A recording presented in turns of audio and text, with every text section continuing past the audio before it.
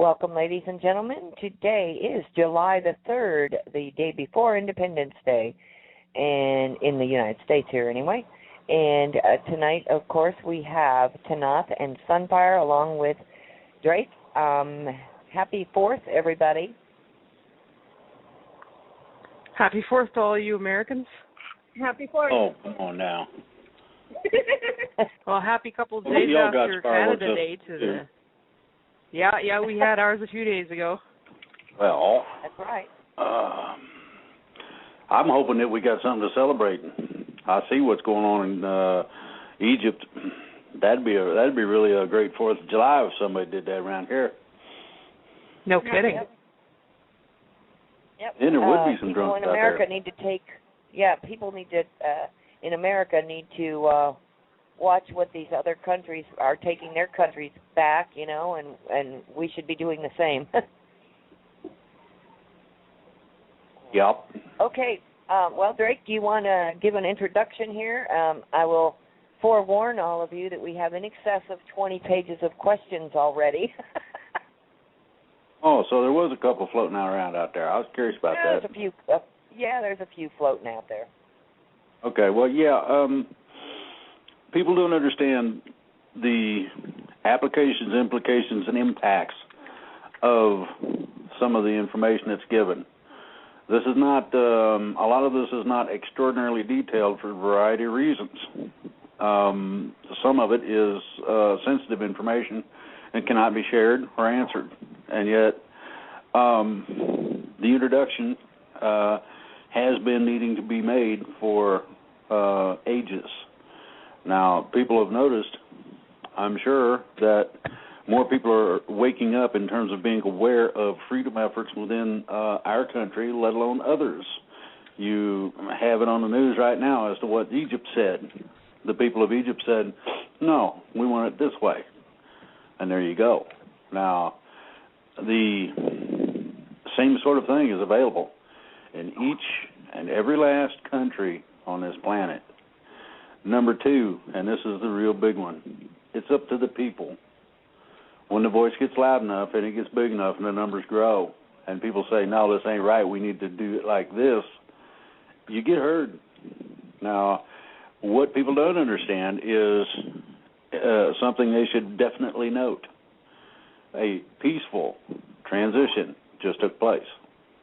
It's mostly peaceful. There's going to be a little bit of this and that and fights and, maybe there even could be some deaths. Not many. Very few, I would suggest. But each and every person on the planet has the inalienable right to be free. That comes from the Creator. And the Creator is the one who tells Allah, Yahweh, and all these other demigods, and those that are associated, this is the way it's supposed to be. What do we got to do to make sure it happens the right way? This is a part, and this is a great portion of the work that is done through this simple radio show. Now, the other part is people need to be introduced. And when people understand that this is coming, this ain't something pie in the sky, wrap your imagination around this and dream a lot. This is just as real as what you're sitting on listening. Just as real as things that you have to deal with during a week, and you're lucky we got a nice long weekend. You have to understand that this is coming, and there's a reason for this. These entities, these people, you stick a handle on it, angels, ETs, are here for one thing and one thing only, to see to it that we have the option of exercising our freedom of will to the extent that we, the people, forget governments, forget your national orientation, that we, the people, humanity of this planet, can be free. That's the object. In other words, you take out things that are not known to us, that interfere, that cause problems. You remove those who perpetrate these things. That is the object. These people have been going. It's a steady stream. And it will continue to a certain point, and then all of a sudden, boom, just like in Egypt. So with that, I'd like to go to questions if Tath and Sunfire feel up to it. Well, I actually want to say a little bit first before we go to questions. Now, I'm not really a Facebook user, but I did see some of the kerfuffle that erupted over last week's show. Specifically, people don't want to hear that their favorite, most popular sources aren't always telling it straight. Now, I want to say something about that. Number one, we've made it very, very clear what our stance is on channeling. No matter how well-intentioned the channeler is, the channeled entity may or may not share those good intentions and may or may not be genuine and bona fide, and you might not know the difference without using discernment. Furthermore, all sources are capable of providing some accurate information, and absolutely zero are 100% accurate all of the time. That includes me, that includes Sunfire, that includes Tolic, Drake, David Wilcock, and all the other people that we just love. That said, you have to use your discernment with all of it. Also, there is multiple realities, or are multiple realities. We're existing in a greater consensual reality that is co-created by all of the minds involved, including you. And additionally to that, there are smaller micro-realities. Sorry, I got a pizza beeping. There are smaller micro-realities that are reflective of small groups, individuals, larger groups, etc., which you also belong to. You may belong to some, but it's impossible to belong to all of them. So there will be differences in the experiences of different people in those realities. What's true for me may not always be true for everyone else. Also, the channelers, even the ones who are part of the disinformation campaign, must include some truth in order to get it past anybody's filters. What I'm telling people is to use your discernment with all information, whether it's mine, whether it's Tolic's, whether it's Sheldon Idle's, whoever's, doesn't matter. Use your discernment. Don't feel obligated to take everything presented to you by a source. Pick and choose what you decide is truth or not. And it is ultimately up to you. Because while there might be a larger consensual reality that can be considered to be objective, you can change this with your own intent. If you're seeing something going on that you don't like, you put enough intent into changing that, and enough people put enough intent into changing that, and you can move the world. So that's my opening comments. I think you actually covered it quite well. I'm ready to move on to the questions. And I completely agree with Tanaath. Okay, Drake, did you want to add anything else? Well, I was going to ask a question, but it's facetious, so I won't ask it. My sense of humor does things that my sense of humor does things that it shouldn't, and I try to beat it on its head and tell it to shut up, but it don't shut up usually. Okay, so we're going to go directly to questions. I don't see any reason why not. Okay.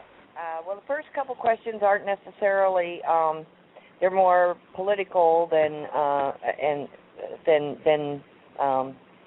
spiritual, but, okay. 2 weeks ago, the Supreme Court of the United States validated the people's right to establish a common law grand jury, supposedly. Justice Scalia, in a stunning 6-3 court decision, confirmed that this American common law grand jury is not part of the U.S. judicial, legislative, or executive branches of government, but instead this grand jury belongs to the people. It is the fourth branch of government, authorized in our Bill of Rights, governed by the people on behalf of the people. The grand jury was brought to the United States by colonists from England It has the right and the power to provide a fair method for instituting criminal proceedings against persons believed to have committed crimes. Costello versus U.S. 350 U.S. 359. Drake, when the new government is installed, does this mean that we will all live under common law, which will negate much of the present judicial system and will make it far easier to throw the Illuminati criminals in jail? Abso-friggin-lutely, and there's a lot of people that are not going to be, let's say, nice in terms of somebody falling down a lot on the way to the jail. Okay. Second question. Drake, we all see the incredible corruption and killing caused by the evil grip that the global Illuminati has on just about everyone and everything. We know that the CIA and the FBI, the IRS, the NSA, the HMS, the EPA, the FDA, and the Department of Education, and the list goes on and on and on. There is total abuse of power and the intent to control and even kill many of our citizens. What are we waiting for? Citizens cannot rise up on their own to dethrone all of this evil. Is the military going to act or not? No one individual can arrest, like, say, for instance, Holder or Bernanke, or shut down HARP personnel or Monsanto. You've often said that the plan is still on target. Unless we see the arrest of Holder very soon, it's hard to believe that we're making any kind of progress. We can talk a lot, and the talk sounds good, but please tell us what, if anything, in the way of major progress has occurred during this last month or two, and why haven't Holder and Napolitano been arrested yet? I'll answer that with a question, and I'm gonna bring it back to my introduction. You see what happened in Egypt? And I mean, everybody needs to take a close look and really pay attention. If 20-30% of the population was to go out into the street demanding exactly the same things as what happened in Egypt, you would have not only clearing in a house, you'd have arrests, you'd have the sweeper talking about, and a few other things. It's not just up to any particular group. However, as an example, the head of the teachers union stated quite clearly that they don't care about education. We have a lot of members who pay a lot of money, and we are powerful because of it, and we are after more. That's a quote. Basically, that means that these entities feel immune from the people. And I'll say this again quite clearly. You get 30 million people demanding that Washington do its laundry. Now, the military is going to intervene for the safety of those people that we would be after. This I have already been told. Now, how are you going to get 30, 40 million people to step up and say, I'm mad as hell and I ain't taking it no more? How is this done? Who's got the kahunas to stand up? Well, a few of us do, whether it's on a radio show, whether it's BSing a little bit to get an audience, like some of these talking heads do, or what. It doesn't make me much difference. I'd like to see some of these people who think they've got civil rights, I get up and say, our civil rights still ain't there. What's wrong with this? I'd like to see some of these people who have seen that their constitutional rights are being negated, and it has been clearly stated that the Constitution doesn't matter. I'd like to have them answer that question.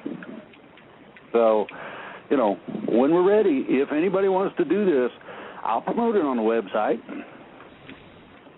I'll cheer us on. Okay. And I will be at the meeting. If you really want to do it, let's do it. But it's a thing where everybody's going to have to participate, at least at that level. These people did this nonviolently. And I want you to think about that. That's, 2-3 million people maybe? And they flooded the Capitol. Do you think 10, 15, 20, 30 million would ruin Washington, D.C.? And I suggest further that we do this while people are in session.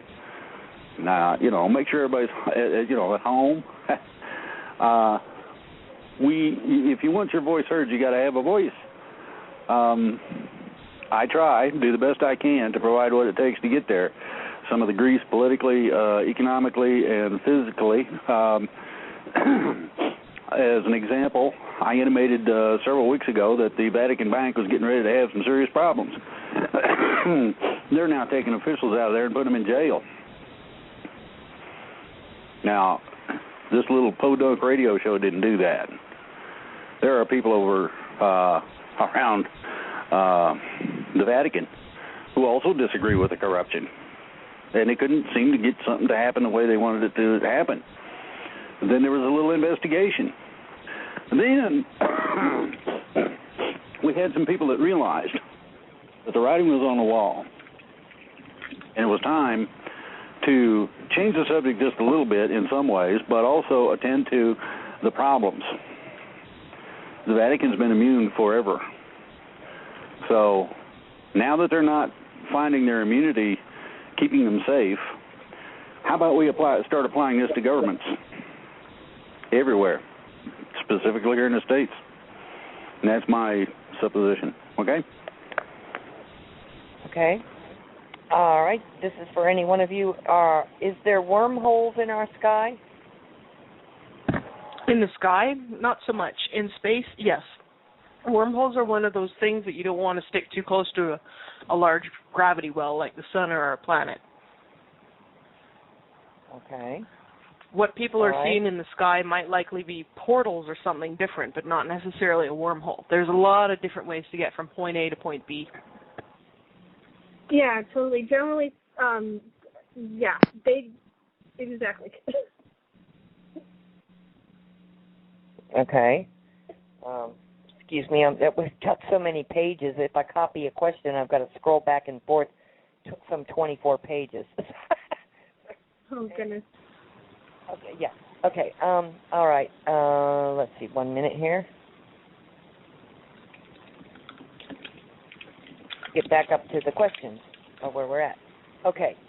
First next question. What is the best defense for remote neural monitoring and directed energy harassment in one's home? You can shield against this personally using your own personal power. I previously discussed shielding techniques on the show, so I can't remember which one that was, but I would suggest that somebody check the archive and go find out, because that instruction there can actually shield you against EMF waves. Your DNA produces scalar waves. Your body produces an electromagnetic field. Your mind does have the power to combat those things directly. However, it requires that you believe in your own power in order for it to work, because if you're uncertain, if you're feeling like, oh, it's not going to work, it's not going to work. You have to put your back into it and really, really believe like you can keep it out. You can keep it out bare-brained. There are devices that people sell that are purported to help protect you from this. I can't speak for the veracity or effectiveness of any of them, but you're welcome to try and experiment, and if we can get somebody who can actually do a review on them, that'd be awesome, because then more of us can know, those of us who don't feel up to shielding ourselves personally. And I really do suggest that people learn that. If nothing else, learn how to ground center and shield yourself. If somebody who has the equipment to measure EMFs can go out and pick out some of those devices like Blue Shield or whatever and test them out and see if they actually have any effect, then we might actually have some knowledge that's provided by somebody who isn't a seller. Okay. All right. Okay, I dreamed that a man was explaining to me the echo theory of the universe, and he said that dimensions were energy echoes. Since I became associated with your wonderful Facebook group, I now dream about physics. Could this dream have a grain of truth to it? Likely. I've never thought of it that way, but I guess it could be formed in terms of an echo. Physics ain't really my thing. Drake might want to talk about that. Yeah. Yeah. In all likelihood, that's what's going on. My considered opinion, okay, and the knowledge I hold points that direction. So, yes. Okay. Okay. Oh, good heavens. Okay, 26 pages of questions. Okay, we're getting pages with when I ask one question. Okay, let's see. My 9-year-old is asking this question. I'm just typing it. He witnessed an unknown craft that disappeared while he was watching it. His question is, where do most of our ETs that we would see come from? I could have answered this, but he wanted to ask this personally of you, Tanaath.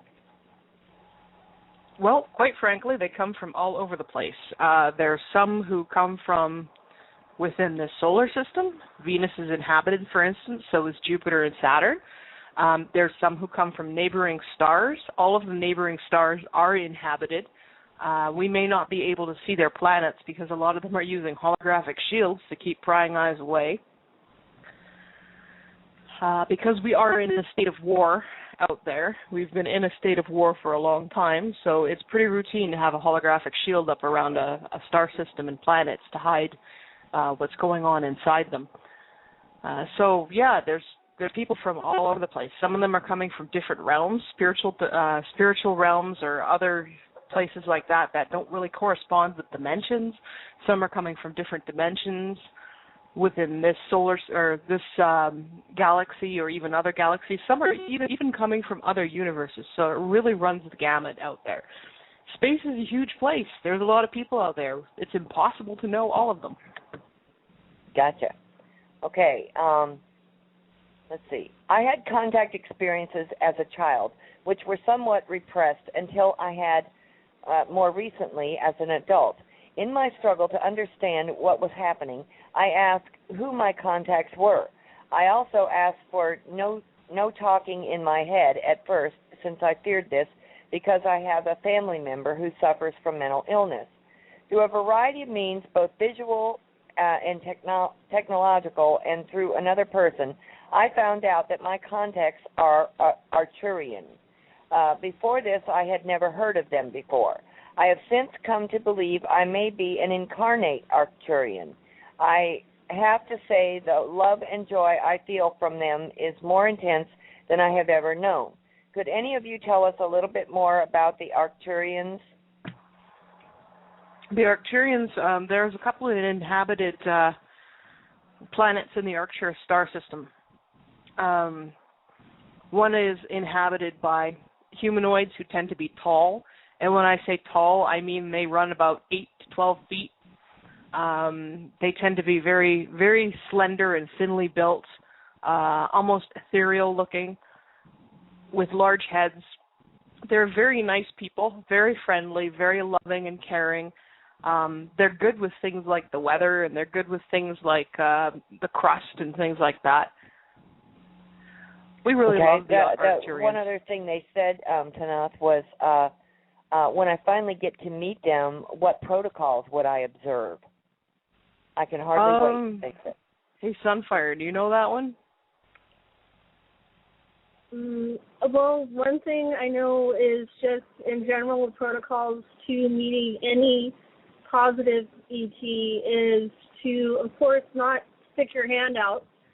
Just let them make the initial gesture there, but be polite, be friendly, and be 100% honest, because they will know if you're not. Echo back whatever gestures they make of greeting to you is usually a safe bet. Yeah. Okay. And don't be insulted if they don't shake your hand or give you a hug. It's not that they're not, it's not that they're trying to insult you or be rude or anything. One of the biggest things with off-worlders is that they are very energetically sensitive, psionically, emotionally, and everything else. And once you have that physical contact with one of them, there's a connection that's already initiated, and they can be also very hypersensitive compared to what we're aware of down here. They can be very hypersensitive, and just, even being in physical proximity of somebody can be enough for them. Okay.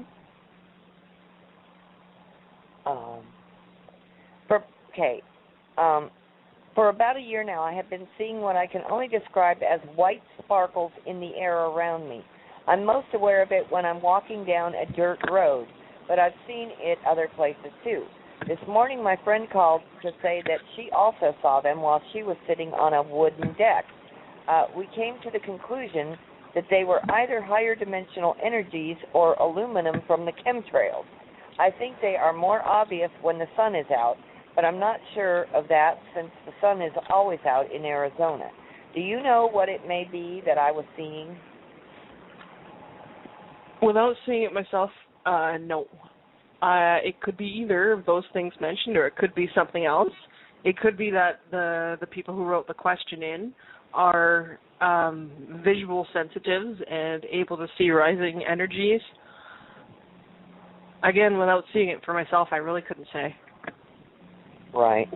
Yeah, I agree. It also could be a visual effect of the transition, because we are already long into the process of moving into the fourth dimension, and so it's quite possible that they're able to see interdimensionally, and so they're picking up on the shifting energies. I mean, that's, another possibility anyway.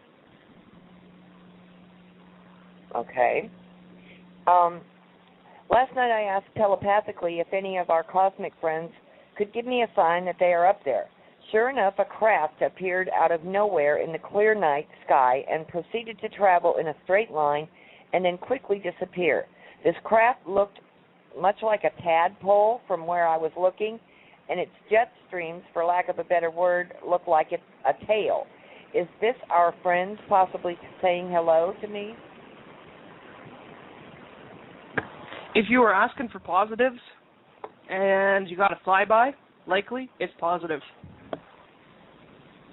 Yeah. Okay. I don't know why anybody would ask for negative. One thing I want to emphasize is when you guys reach out and ask for contact, ask for a positive, ask for a flyby, anything like that, make sure you specifically emphasize that it is to be a positive. Don't just go, hey, I want to make contact with any ET out there. That's not good. Make sure you emphasize positive, because it is for your safety that this needs to be done. Thank you. Okay. Yeah, there's opportunists out there. Just like here. Yep. Okay. As above, so below.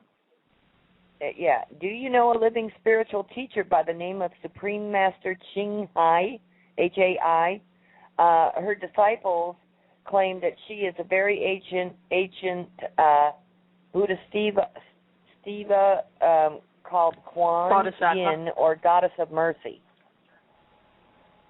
Never heard of her personally. Yeah, me either. Okay. Drake, have you ever heard of this person, Supreme Master Ching Hai? That's about as far as it goes, too. I've heard of it, and that's about it. Okay? Okay. Supposedly she is a strong advocate for veganism, and she is a genuine Buddhist Stevia or whatever incarnate to save mankind's diet. Okay, I've never heard of of her referred to either. Okay, my question is regarding George Cavasia's body of work, where he says basically that each of us are our own universe, and that we come here to experience the light creation of this universe, and we are all individuals as individuals power creator beings equal to the creator of this universe. How do the beings that you are friends with view those spiritual concepts, and what is their perspective? Those concepts are agreed with in principle. Okay. In principle only. Okay. In practice, all right. it doesn't always feel that way. We'll put it that way. You're not here to basically trump out Source. You're here to experience Source's universe. Okay. All right. From my previous show, you had mentioned that we will still have bones in our 4D body. How about our muscles? Will our muscles in 4D become stronger than they are now? Even though we will weigh less, will our physical abilities increase? Like we will run faster, jump higher, and lift more weight? And do we still need to do weight training and build stronger muscles in 4D? Conditioning stays the same. If you reach a condition, if you train and become good at something, you don't suffer atrophy or decay, or at least the rate is much, much, much less fast than it is down here. For instance, down here, if you want to be in peak physical shape, you got to train all the time.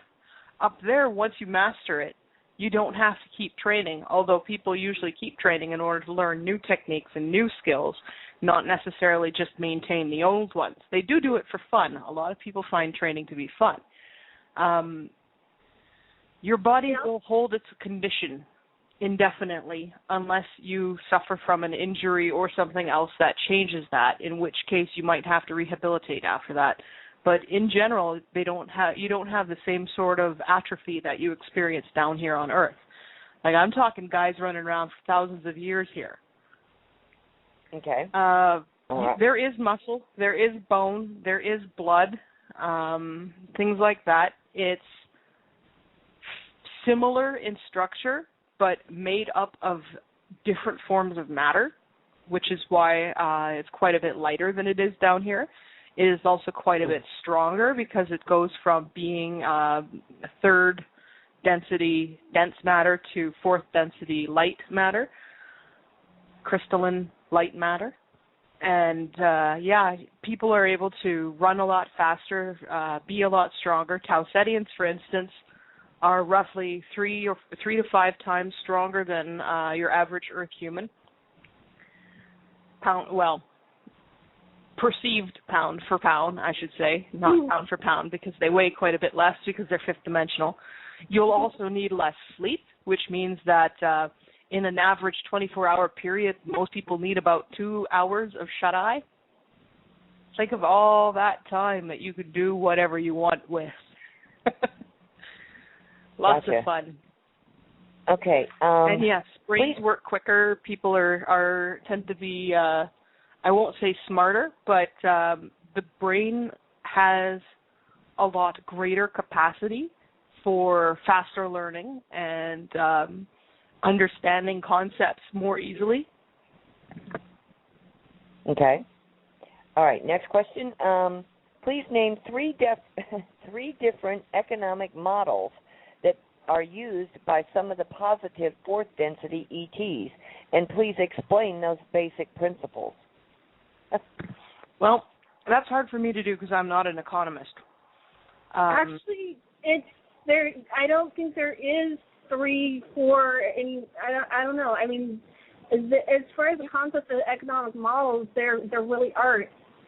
There's a few, but we're not really experts on it because the system we come from doesn't really have an economic model. It's all subjective value-based, right? It's all based on trade, what people think things are worth or agree that things are worth. The Silver Legion does have an economy of sorts in that we trade energy, just pure raw energy, sometimes transmuted into specific flavors. We also generate lots of it. So that's what because we do have some neutral and negative members. Most of those negative members are negatives who work for positive goals, but may be consumptive in their own personal, the way they personally are. They may be consumers rather than producers. So we do have a system by which they can support themselves and even put some aside for a rainy day and still get their work done without running themselves dry or depleting themselves. But we don't really have a financial system per se. Different people value different things. My species of dragon, for instance, eats rock and is able to excrete mineral in any form. Yes, we can poop diamonds. Some beings really, really, really think that diamonds and gems and other shiny objects are awesome and valuable and are willing to give a lot for them or trade a lot for them. My species thinks of them as crunchy snacks. Obviously not the ones that we produce. I know, it's fun.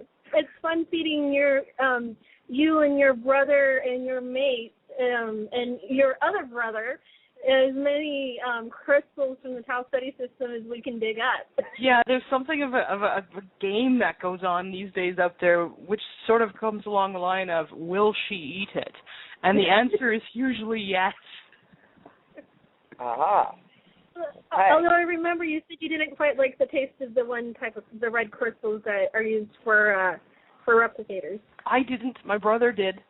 My other brother has a fondness for the carvable stones like jade and lapis and things like that. I really, really like basalt and corundum. Yeah, most of the I would say all the positive races that are part of the Federation and that we've had any encountering with have all been, generally speaking, have all been based on trade, but I wouldn't consider it an economical or an economy-based system. It's basically more of increasing the diversity of the what they have available to them on their planet and what is available throughout the entire Federation and allied systems. And that's probably more what it's about, is increasing social connections and contacts, and then also increasing diversity across the galaxy. Okay. Next question. Are there female Draco reptilians, and are they different in behavior than their male counterparts? And what role do they play in the reptilian hierarchy? As far as I know, all the females are kept back for breeding and are never let out into the war zones. I've never personally seen a female. Yeah, same here. I can't think off the top of my head if ever we've seen a female outside of the hatcheries that I can think of. Yeah. I suspect that the females aren't given a lot of choice. It's a very repressive social system all around. Like, it's not good for anybody, not even the Draco themselves. Okay, now, were the German Nazis also infiltrated with Draco reptilians? Maybe even possibly Hitler himself? Was this their agenda? Actually, no. The Nazis originally started working with the Aldebarans, and when the Nazis decided that they were determined to go after the Jews, the Aldebarans basically said, okay, bye-bye. And what had been discovered was that the Nazi regime had been infiltrated by tall grays from the Andromeda Galaxy, and it was then that things turned for the worse. Not to mention the Cabal ties. Yeah. Well, we don't call it the Bush Nazi faction for no reason. I hear that. Okay. Okay, scrolling back up to the questions. Okay. I'm having a hard time wrapping my head around the fact that fictional characters are somehow, in some cases, real. How does that work? Do things become real once someone imagines them, or are we able to imagine them because we are tuning into something out there that is potentially real? The latter. All fictional characters. Okay, and then it was. Let's leave it at that, and then I'll go on. Yeah, we are able to imagine them because we're able to tap into something that exists. Okay. As for whether all fictional characters in all fictional situations exist, I would say in potential, yes. In actuality, no. Why do I say it that way? Well, the ones that really grip our hearts and make us fall in love with them, those are the real ones. Okay, I've read because plenty of very, very terrible fan fiction. Some of it written by 15-year-olds on subjects that no 15-year-old should be writing explicitly on. And I have to say, I really don't think all of that stuff that's being generated is real. But every now and then you'll come across something that really grips you, even if it's written by a supposed amateur. And then you can tell, okay, this is actually coming from an alternate universe of that alternate universe. What is your physical form in the astral plane when you are with the Silver Legion? Do you still look human? Not usually.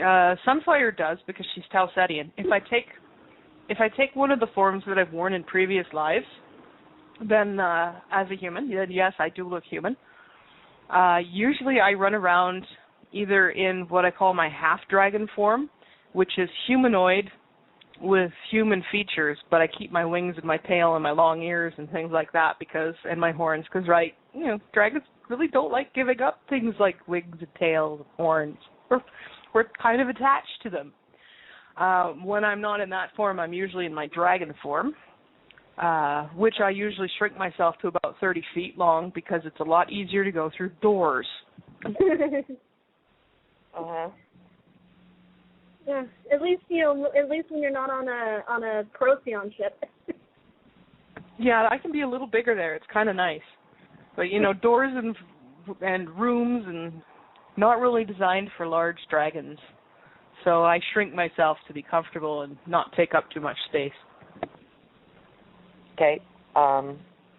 What is the closest planet that you know that has transitioned to 4D, and has it disappeared from the sky, from our sky? I would think probably either those in the Alpha Centauri system, Trinary system, or Procyon. Procyon was probably one of the most recent that had planets transition to 4D, but I know Alpha Centauri has as well. And the thing with those is, it would be an amateur, most likely an amateur astronomer that would see something like that and notice it, because mainstream, when you get into the mainstream astronomers, they're just like, no, there's no planets around that star. They don't exist.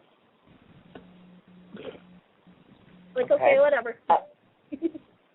Okay, one more question. What happens to your human body here in this realm if you are injured or worse in the astral realm? I get aches and pains the next day. One of my generals is also down here on this planet, and when she gets injured, she usually tells me the next day, at great length, exactly what she thought of that assignment. Uh-huh. Yep. Usually it's not so, like, for instance, I've had one wing blown off. I've had limbs severed. I obviously don't lose my arm down here when I get a limb severed up there. I regenerate very fast. So for me, it's just a matter of picking it back up, sticking it back on, and waiting a few days. If there's nothing left to stick back on, it'll grow back on its own. But usually if I have something like that, wing injuries manifest as usually really, really serious back pain and stiffness for no apparent reason. Same with tail injuries. Injuries on the corresponding body parts that I actually possess as a physical human.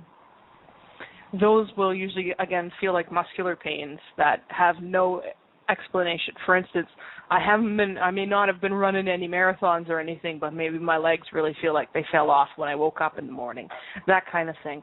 Headaches are another big thing. Okay.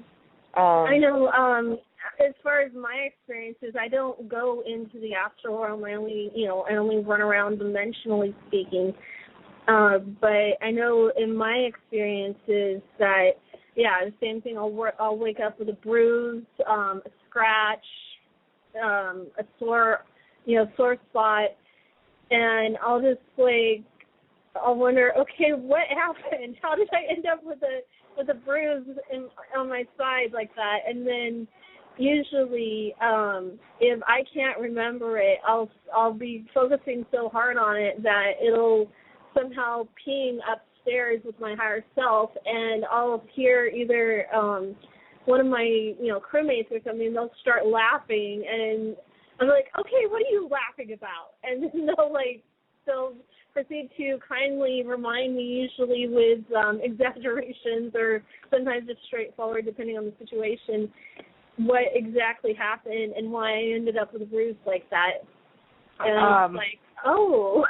Yeah, my theory on waking up with markings and bruises and scars is it's not always something that was physically done to your body. It could be somatoforms, which is that your soul and your mind are so convinced of the experience that they manifest the marking on your body. Okay. All right. Next question. I read a report from NASA in regard of killing all Americans, and it included all humans from the planet Earth. So I guess this is what Obama is doing so far. He is killing whistleblowers right off for telling us the truth. Now, some people said that this man is a light worker. I do not believe this. Meantime, he has a killing list. Can you elaborate on this? And thank you, and peace be with you. I think I know the document that you're referring to. We've seen it too. Yeah. It's an interesting list of things that we're going to be saying nope to. As for all of this talk about Obama, remember, he's just a puppet. He's not necessarily the one calling the shots. He's just the one who gets to stand up and get shot at. I don't believe that he's the greatest guy in the world, not by any means. I don't believe he's the worst either.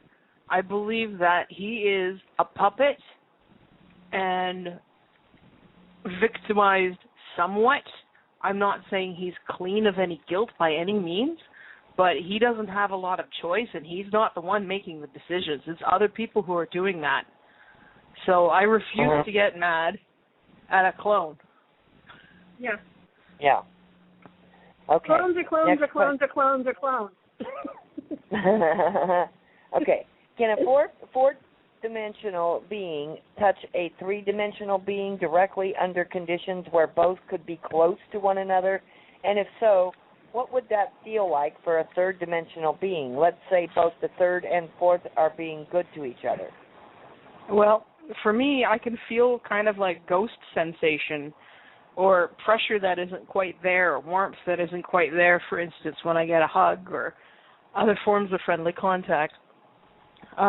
If they are able to manifest a 3D body, then, well, they can come on up and give you a hug, and you wouldn't be able to tell the difference between another 3D person running around. Yeah. Most of them aren't able to manifest a 3D body. So what you get is dependent on their own personal ability to manifest at any level in the 3D. So those who are very, very good at manifestation, you'll often feel more sensation.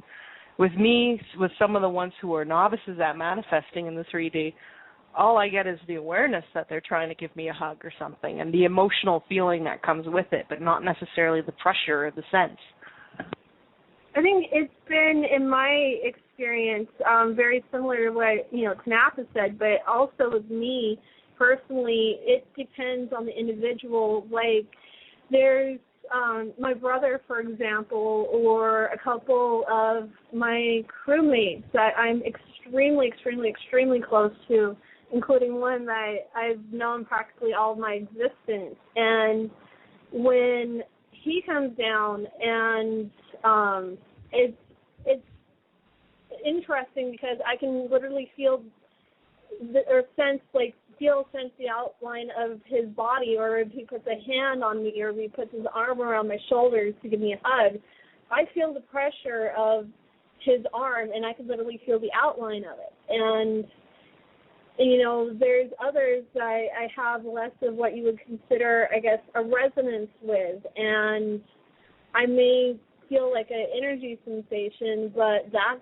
or the emotions of the situation, but that's as far as it goes. And I want to say that I think it comes down to the individual. Mm-hmm. But I generally, I want to say I generally agree with what Tanaath said. She really covered it well. Yeah, it's a lot of different factors. Your ability to sense, their ability to project, and your resonance between the two of you, those are all factors. The greater the resonance you have, the greater the rapport you have with that being, the more you're going to be able to sense. Totally.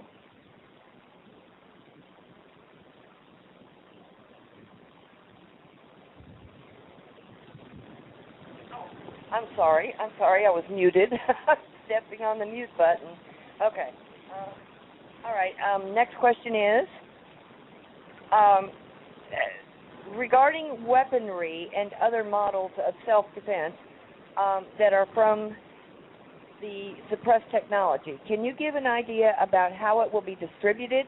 I've heard information that many of these will be refused to Terrans so that they don't turn on ETs. It sounds like disinfo to me.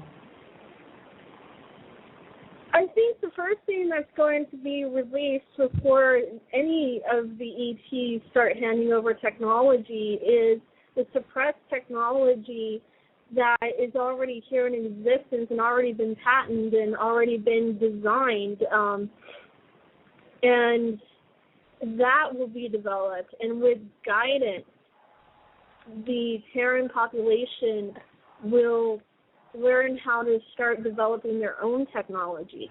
We may as much hand over, like replicators and what would be relatively categorized under humanitarian aid, but the majority of the technology is going to be what is already here on Terra and what has been suppressed for decades.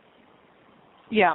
There's an importance for the Terrans to learn to develop their own technology, develop their own methods for doing things. In terms of weaponry, though, the Galactic Federation of Planets believes in a universal right to self-defense. Yeah. That doesn't mean that we're going to hand a gun out to everyone. It's up to individuals to acquire and perfect their own methods of self-defense. But there'll be a lot of different methods, made available for people that want to learn. If they want to obtain something like a small hand phaser, they will have to come and take a course and learn how to properly use it, and then they will be able to have one. They're not just going to be handed out willy-nilly without any kind of education and training. And that's how it's done on Federation planets anyway. Yeah, you're welcome to have a hand phaser if you want one, but you got to learn how to use it first. Yep. And that's, one thing that I can agree with. I'm living in Canada, where gun laws are very, very different than the United States. And many Canadians would agree that gun laws are stupid here. I do think that one thing that they've done very, very well is requiring that anybody who obtains a firearm complete a safety course. It's much the same thing. I've completed the firearm safety course. I know how to handle a firearm safely. I feel a lot more confident than in a country where the average 13-year-old might be able to walk in and get a gun, black market or otherwise. It's the same thing with the Federation. If you're going to use a method of self-defense, you're required to be trained in it first. Okay. All right. Next question. Let's see. Regarding Marduk, another station reported that the reason that Obama, Bush, and Clinton were in Africa was to pay their respects to Marduk, a returning Anunnaki. Any truth to the rumor? They may have been in Africa, part of the reason to pay their respects to Marduk, but as far as him returning, no. There's no truth to any of the Anunnaki coming back. They're not coming back. Not Marduk, not any of the other ones either. If they are, they're likely renegades and not really representing the Anunnaki as a group, who have mostly dropped their conquest tendencies. Okay. And they'll be lucky if they get past the Federation and actually come on the surface in the first place. Okay. Next question is, have you seen the new crop circle that looks to be in the shape of an hourglass that has almost run out of sand? I thought that it was a joke, but do you know anything about whether or not this is perhaps something else? I've seen a couple crop circles here in the last couple of days. Quite a few of them appear to be man-made. Now, when looking at crop circles, remember that there's many ways to make one, whether you're ET or on the ground, and people on the ground do actually make them. Look particularly in the flattened space. In a space-made crop circle, the flattened space is very regular. The texture is very even. In man-made ones, it's often haphazard, and you can see places where the people with the boards and the ropes have flattened it down in a different pattern than maybe they intended to. The lines are not always very clear or clean. Sometimes you see ones that are amazingly well surveyed, and in those cases, you have to give kudos to the guys with the boards and the girls with the boards out there. But the texture of the flattened space usually gives it away. If there's a bad line, then it's almost certainly human-made, Terran-made. I haven't seen this hourglass crop circle. It could be either. If it's human-made, well, there's a lot of people who think that time is running out and would like to send a message about that for a variety of reasons. I mean, look at the world around us here. Mother Earth is hurting. We got to fix things and do something fast. If it is an ET, it could be a threat. I would still say, though, that don't allow yourself to be panicked or stampeded by anyone. If you feel that time is of the essence, the best way to deal with that is by increasing your effectiveness and doing more, but not giving into panic or fear or perceptions that, oh my God, we're all going to die, the world's ending, because it's not true. Okay. I agree, and a lot of times also because the ETs, especially the positives, know that the people get a kick out of seeing the crop circles and that the people react to them. There's been many times that the ETs have laid down what would be considered jokes or some humorous comment or a very tongue-in-cheek thing. And I remember there was one crop circle I saw last year that had been interpreted to be about 2012 and the end of the world and all this other stuff. And Tanaath and we asked our ETs, we're like, what does this really mean? And I remember correctly, it was either shut your mouth, you are attracting flies, or something along the lines of, I have no shoes, can you give me some? It was, it was really a very funny, very hilarious thing. It was a prank. Yeah, it wasn't anything world-shaking at all. It was just a prank. A prank, yeah. Okay. Well, I heard about one once I thought was neat. And it was interpreted through a website, and accurately, apparently. Nobody disagreed with it. Apparently, there had been a whole lot of flybys in a certain area around a military base, and the military kept shooting jets up and trying to shoot ET down, and ET took exception to that. So they put a crop circle in, and it was in effect sort of childish, nah, nah, nah, nah kind of thing. But what it said was, "Kiss my blank." I don't know if anybody's paid attention or heard or noticed any of the old sci-fi movies, but ET is very difficult to catch. The velocities and whatnot that are traveled at are several times what anything we've got in conventional craft can come close to. to go along with that, 180-degree turns don't affect the people inside. Yeah. And well, and then then you got the wake from the craft itself, which can do all kind of funny things to our present aircraft. Now, we do got some advanced craft up, but very few of them, and we still ain't got it right.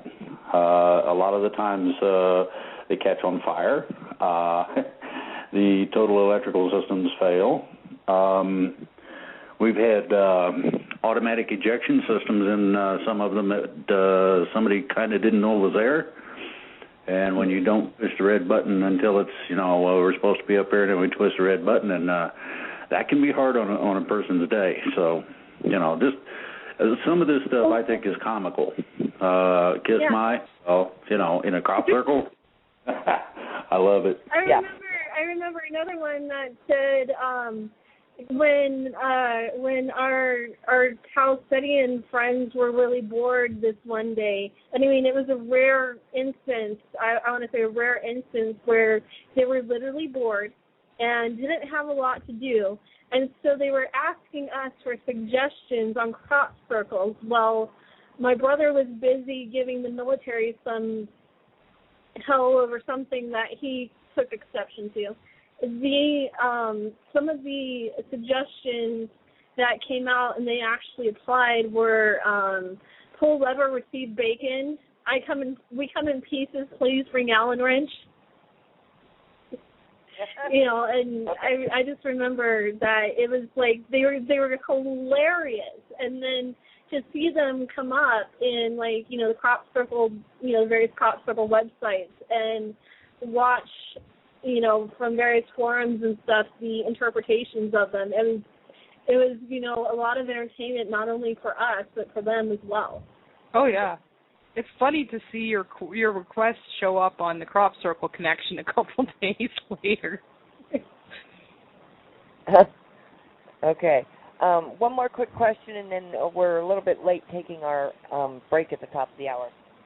Okay. Well, actually, this is a comment. Denise, please tell Tanaath and Sunfire that there are surely many new folks on the calls that don't get those answers about Jesus, etc. So what is the harm in answering them again sometimes?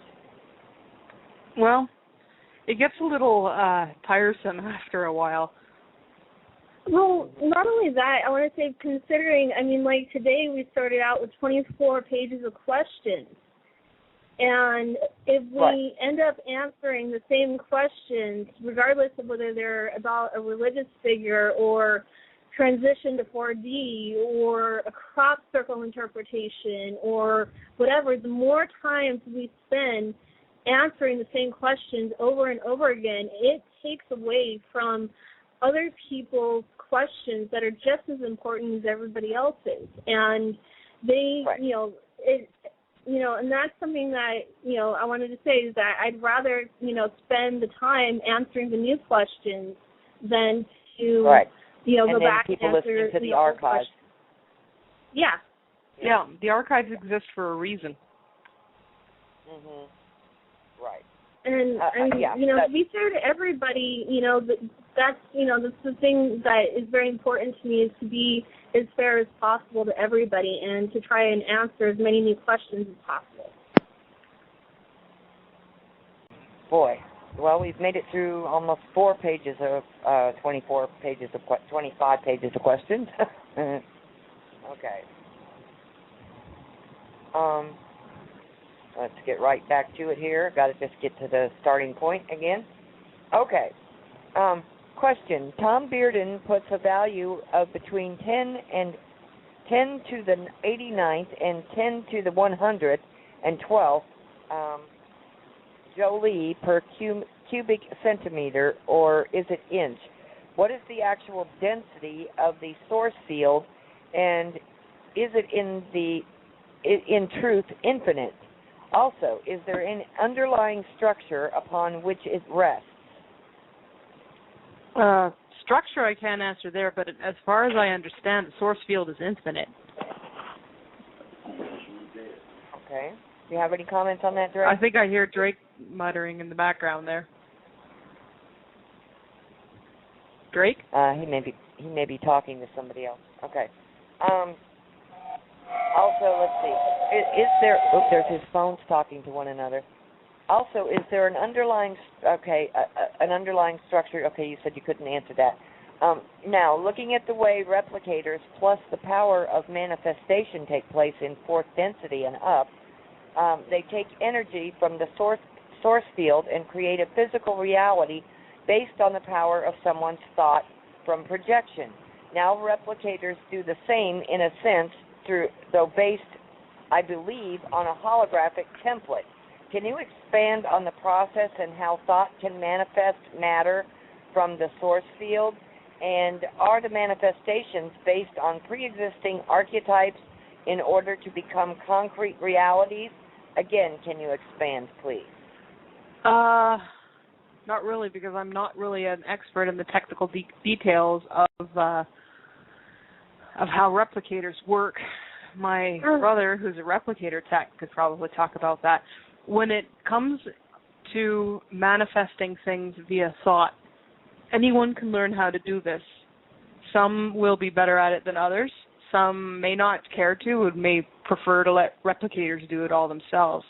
It's a matter of basically making your intention, your personal power, and the source field work together in concert to produce something.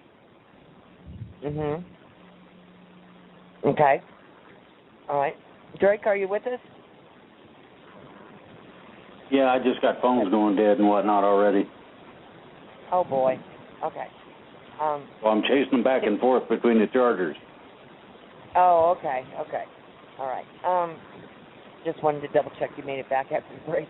All right. Oh, yeah. Okay, next, I'm curious about parallel universes, alternate universes, and timelines. The implication is that the course of events at any one time in any period on any planet or realm or sphere is fluid to the point where alternate versions of it exist. But if so, are these versions, timelines, etc., as real as the primary events that these alternate timelines and such bifurcate out of a very difficult question to ask, let alone answer, I know. I couldn't even ask it because I can't pronounce the words. They are real. They're as real as the primary, but you're only going to have a subjective experience of one, or you're only going to perceive a subjective experience of one. A person can move around to an extent between timelines. I would say that minor shifts are a heck of a lot easier than greater shifts. Okay. All right. Also, as for adjoining universes, how on earth are these detectable from any single point in, let's say, our own universe? Do these realities always and inevitably find a way to bleed through to our own so that they become detectable? And finally, are there technological and spiritual ways of navigating around the whole gamut of reality in its many manifest forms so that we can know what is actually out there? Can you expand on all of this, please? When it comes to other universes, they kind of simultaneously touch all places within other neighboring universes at once. Same with realms. This is the basis for some forms of movement between universes. Simultaneous touching of all points at all times. I don't know if it's possible to basically catalog all the neighbors because they're coming and going all the time. They're popping up, they're vanishing, you might have one there that's there today and gone tomorrow. Because of the nature of how these things work, it's very, very difficult to categorize and count. That might be a fun project, though, trying it. Definitely spend a few eternities trying that. Okay. I think it'd be difficult, though, to keep up with, which ones are currently there and which ones aren't because of the fluidity of creation. Okay. Something we might want to do. Nature of existence. Something we might want to do would be get the names of some of these people that ask these questions and give them something to do when we get to where we're going. Yeah, there you go. Like, okay. you asked such an interesting question. Here, why don't you find out? Okay. We ready for the next question? Because we'd like to know the answer ourselves. Are gray aliens 4D beings? Yeah, we answered that one last week too. Yeah. We did. Okay. I guess we got some duplicate questions. Grays, depending on the species, because there's multiple species of grays, just like there's multiple species of humans. Grays are typically 4, 5, or 6 dimensional. Typically considered to be either negative or neutral. Considered highly self-serving and often very callous in their treatment of other beings. The Federation considers grays parasites, basically. Okay. Yeah, they're All not right, exactly fans of the Greys in the Federation, with some pretty good reason. All right. What is the deal with the light pods that the Galactic Federation of Light keeps pushing? My instincts say to keep away, but many seem to believe that they are needed for them to reach full consciousness faster. All right, don't get into them. That's the short answer. The long answer is anybody who is trying to sell you something you already have has something nefarious in mind for you. You don't need any artificial help to ascend. If your butt's on this planet, you're going up with her. You don't need anything to make this happen. All you need to do is be alive and on this planet, and you will have it. Anybody trying to tell you that they have something that will make you ascend or that will help you with this process or whatnot is probably trying to sell you the Golden Gate Bridge. Be careful with these. I was going to sell foil hats. Yeah, foil hats. There we go. Foil hats. Watch out for this kind of thing, because if they're trying to give you something that you already have, then it's probable that they're not giving you what they say they're giving you, and they probably don't have your best interests at mind at all. Be careful what you accept. Don't take candy from strangers. Don't take rides from strangers. You know, seeing somebody talk about it online and feeling a rapport for a being based on what somebody else says to you is not enough. I would never get in a spaceship piloted by somebody I did not know. The list of people who I will be willing to step into a ship with is very small and known to me directly and known to those people directly. And anybody coming around trying to say, hey, Taff, let's go for a ride, is going to get a kick in the pants. I'm going to do the thing that I was taught when I was 6, shout, no, keep away, creepy, and run. Want some candy, little girl? Yeah. Don't get into cars with strangers. Don't get candy from strangers. Don't get into pods from strangers. Make sure that you know that person and have a good rapport with that person before you go anywhere with them. And even then, if something seems fishy, if something feels off, don't do it. And I cannot emphasize enough, the GFL are not positive. They are evil, they are negative, and they are trying to fool people. It's a reptoid front used to take over 3D human planets. There's a reason why all of these guys get the same message at the same time. It's broadcast from the same source. No, that doesn't mean it's a truthful message. It just means it's part of an organized takeover attempt. Don't fall for it. Mhm. Sounds like mainstream media. Yeah. Really? Huh? Yeah. Hey, Conan O'Brien really pushed the envelope. Yeah, anyone see that one? 200 different media outlets used exactly the same phrasing. Yep, same sort of situation. It's not necessarily friendly. Right. Okay. Next question. Would you equate wanting to live a 3D life with living an egocentric existence and exploiting everyone and everything in your path? Heck no. No. That would be a negative life. Well, I would say more the negative. It would be regressive, because I've met and seen some negative ETs that are actually pretty decent people, including your general. Yes, my general, the one who complains when she wakes up in the morning with aches and pains. She is a bona fide negative, but she's a negative who does positive work. We just don't tell her. Oh, she's aware. Uh-huh. She just makes sure she's well paid.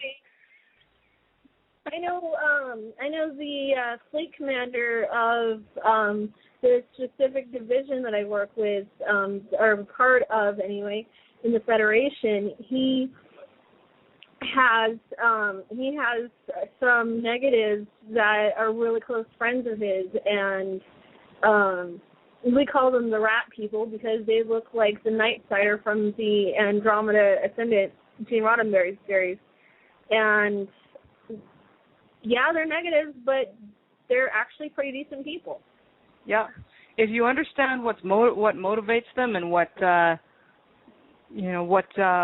makes them tick, it becomes very easy to interact with them without anyone getting hurt. It requires a little bit of sociology or anthropology to make it really work out. No, what you're talking about there was the egocentricity and the walking all over other people. That is not a 3D thing. That is a product of aberrant behavior. It tends to occur among negatives, particularly among negatives that are also evil, because not all negatives are evil. Yeah, it's a great big universe out there, and there's a lot of different ways to be, and that's one of them, and it's not a particularly nice one of them. And we'd like to get it out of our backyard and our yard. That's why I try to use the term regressive, because, it seems to fit better than going into negatives, neutrals, positives, or, regressive and evil, evil beings tend to sum it up pretty well. Evil objectively exists, and that's it, ladies and gentlemen. Okay, next question. I have had a couple of experiences that I feel like I'm rewinding a movie as in Groundhog Day and then replaying it.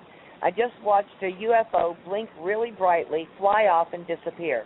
Then a plane came in from the right and flew and made a left turn. I then grabbed my water, took a sip, looked back up in the sky, and the UFO did exactly the same thing. Then the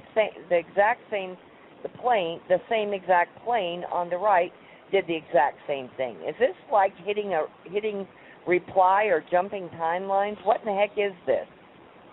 Could be a timeline jump. Could be somebody having fun. Yeah, it could be a reality jump. Could be somebody saying hello. Mm-hmm. It could be deja vu. Okay. I've heard a lot of little timeline and reality glitches from people lately, some which have even been, Sunfire had one earlier today. Yeah, I was musing over something, I don't remember exactly what at the time, and I had my fan on because in my office the fan gets, the air gets kind of stuffy. And I remember, 1 second the fan is running and the next second it had completely stopped running, and it still worked. It wasn't that it broke from not working. It just shut off, and with no, other explanation for it. And I had a very split second dizziness with that experience as well. And I hadn't physically moved from my spot at my desk, and nobody had otherwise come in or anything. And I was just like, okay. And, then Tanaath pointed out that it was a, timeline shift. And I was like, okay, that makes sense. And, we've been experiencing a lot of them. People around us have been experiencing a lot of them lately. And it's always fascinating to hear, different people's experiences with this stuff. Okay. Have all the reptilian shapeshifters in power been removed, or are there still some in power? There's still some in power, unfortunately. Yeah. I would be careful with the reptilian shapeshifter thing, because not all of them are reptilian shapeshifters. A lot of them are just Kabbalists, bloodline members, who have reptilian blood but aren't necessarily shapeshifters. Like, we've spoken a bit about the whole shapeshifting thing at great length and other things. Let's just say the whole thing is kind of overstated. What you're seeing isn't the real shapeshift in most places. It's breakdown of the hologram. Okay. I don't have any sixth sense or abilities. A video Oh, I'm sorry. Okay. What was that? Go ahead. Or a video aberration. Yes, a lot of things that are called reptilian shapeshifts are just breakdown in the digital signal. Sorry, guys. Really. You know, if it looks like squares, it's probably just a digital signal breakdown. Or an encoding issue. It happens. Okay. I studied video production in college. All right, Denise, what's our next question? Okay. I don't have any sixth sense abilities, no recollection of my past lives, except for one flash glimpse I had one time. Does this mean that I am at a beginner level spiritually, or so to speak, or are my spiritual abilities suppressed possibly? I would say probably more the latter. It's impossible to say whether you're, beginner, advanced, in between, or whatever without being you. Chances are you're just being suppressed or have not yet developed those things in this life. No big deal. You'll get them. Next question. At the moment of transition to 4D, will our bodies and other living things physically transmute at a cellular level, or will our 3D bodies cease to exist and be replaced with a new 4D body in total? They'll I believe it's at a transmute. cellular level, yeah. Yeah, it's actually a molecular level that they transmute. Pollock has covered this quite extensively. He has even in his archives honestly like an article or a page or two specifically on the molecular aspects of the 3D 4D transition. he's got it written down in one of his share whatever thingies. Okay. And it's actually a really good resource. Yeah. Yeah, for those of for people that really want to know a lot about the 4D transition, I highly, highly, highly recommend going to AndromedaCouncil.com. Click on the frequently asked questions link, read all that, and also go to the archives section of the website and read everything that's there, and then and then also send him questions. Pollock knows the most out of all of us when it comes to the 3D 4D transition. Yeah, the nitty-gritty nuts and bolts, what physically happens. Pollock's your guy, and he's got it all written down, and he's spoken of it at length. Okay, next question. You and Tolek mentioned that about 50% of all people on Earth will choose to either leave or will die when Earth transforms to 4D. What implications would that have on keeping things running here on Earth in 3D when so many people, a lot of whom had important positions like nuclear plant technicians, soldiers, policemen, leading researchers, doctors, teachers, airplane pilots, etc., suddenly all disappear?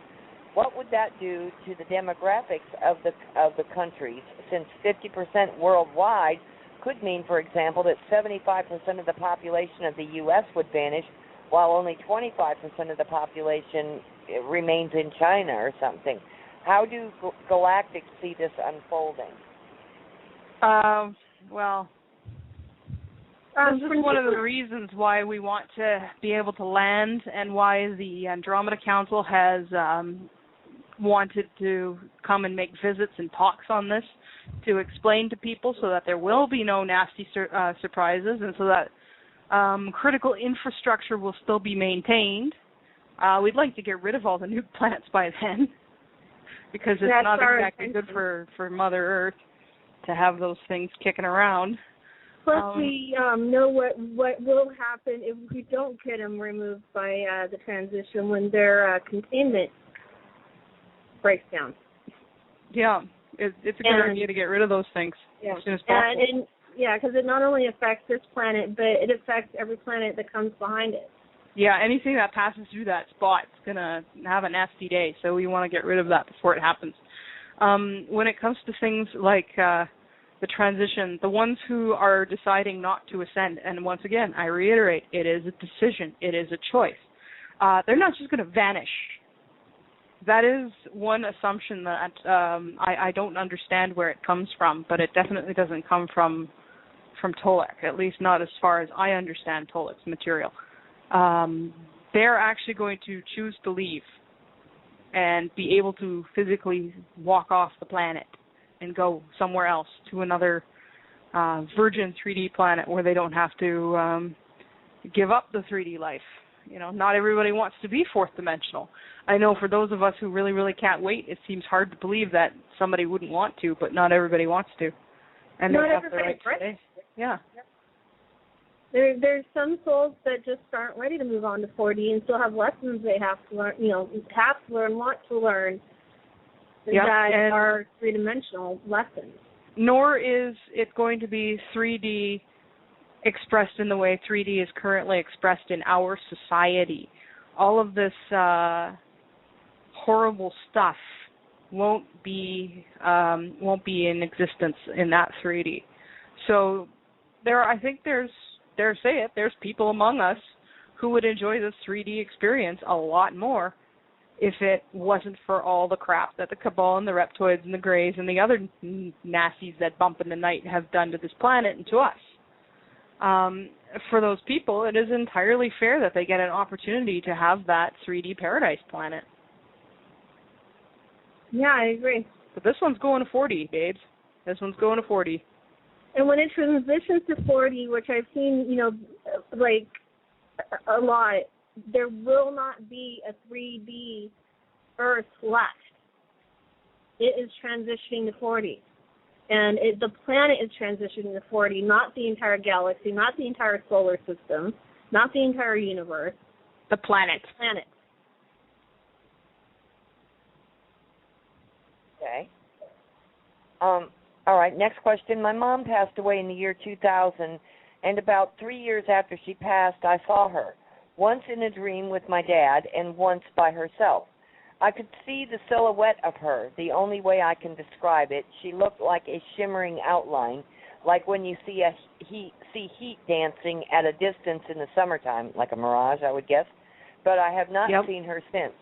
Why do you think that I only saw her twice and I've never seen her again? I don't know. It could be that your mom does not have a lot of power to go manifesting herself visually. It could be that maybe your ability to see that kind of thing isn't very highly developed. Mine is non-existent, so don't take offense to that.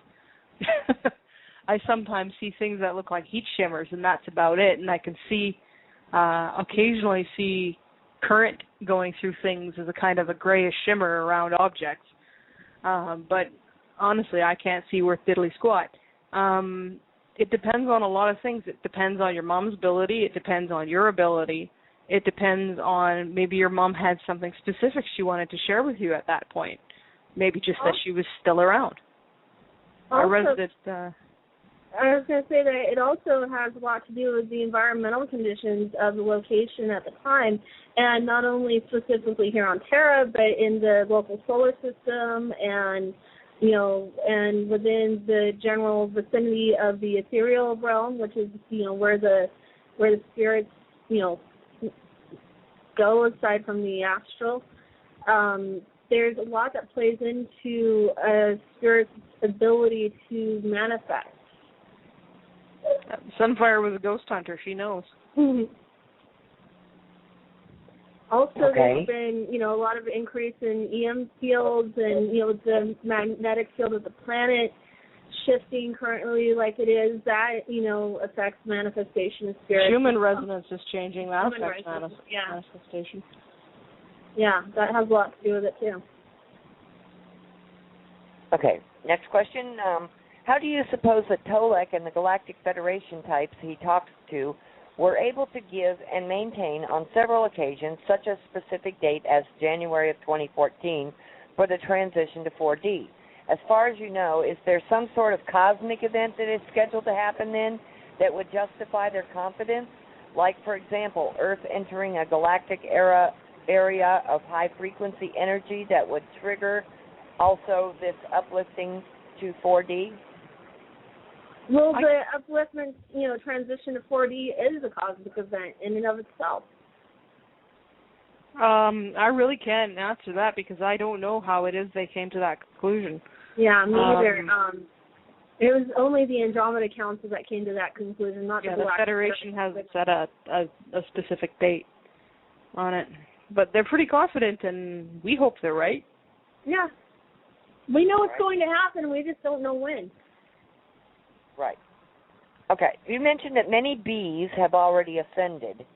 I take it that the ascension process does not necessarily happen like Tolek says, like all of a sudden for the entire planet and all beings on it. If the bees have already begun to ascend, where have they ascended to? And is there already an ascended version of Earth where those bees and maybe also other beings already await all of the rest of us? Yes, it's there and habitable. Yeah. Which is partly why the bees went. It's got to be habitable.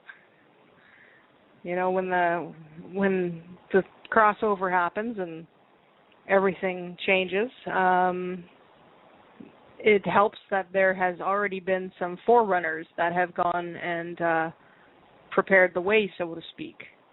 So yeah, Earth is technically already partly 4D, but as we've mentioned, this is a process, right? It's not an overnight thing.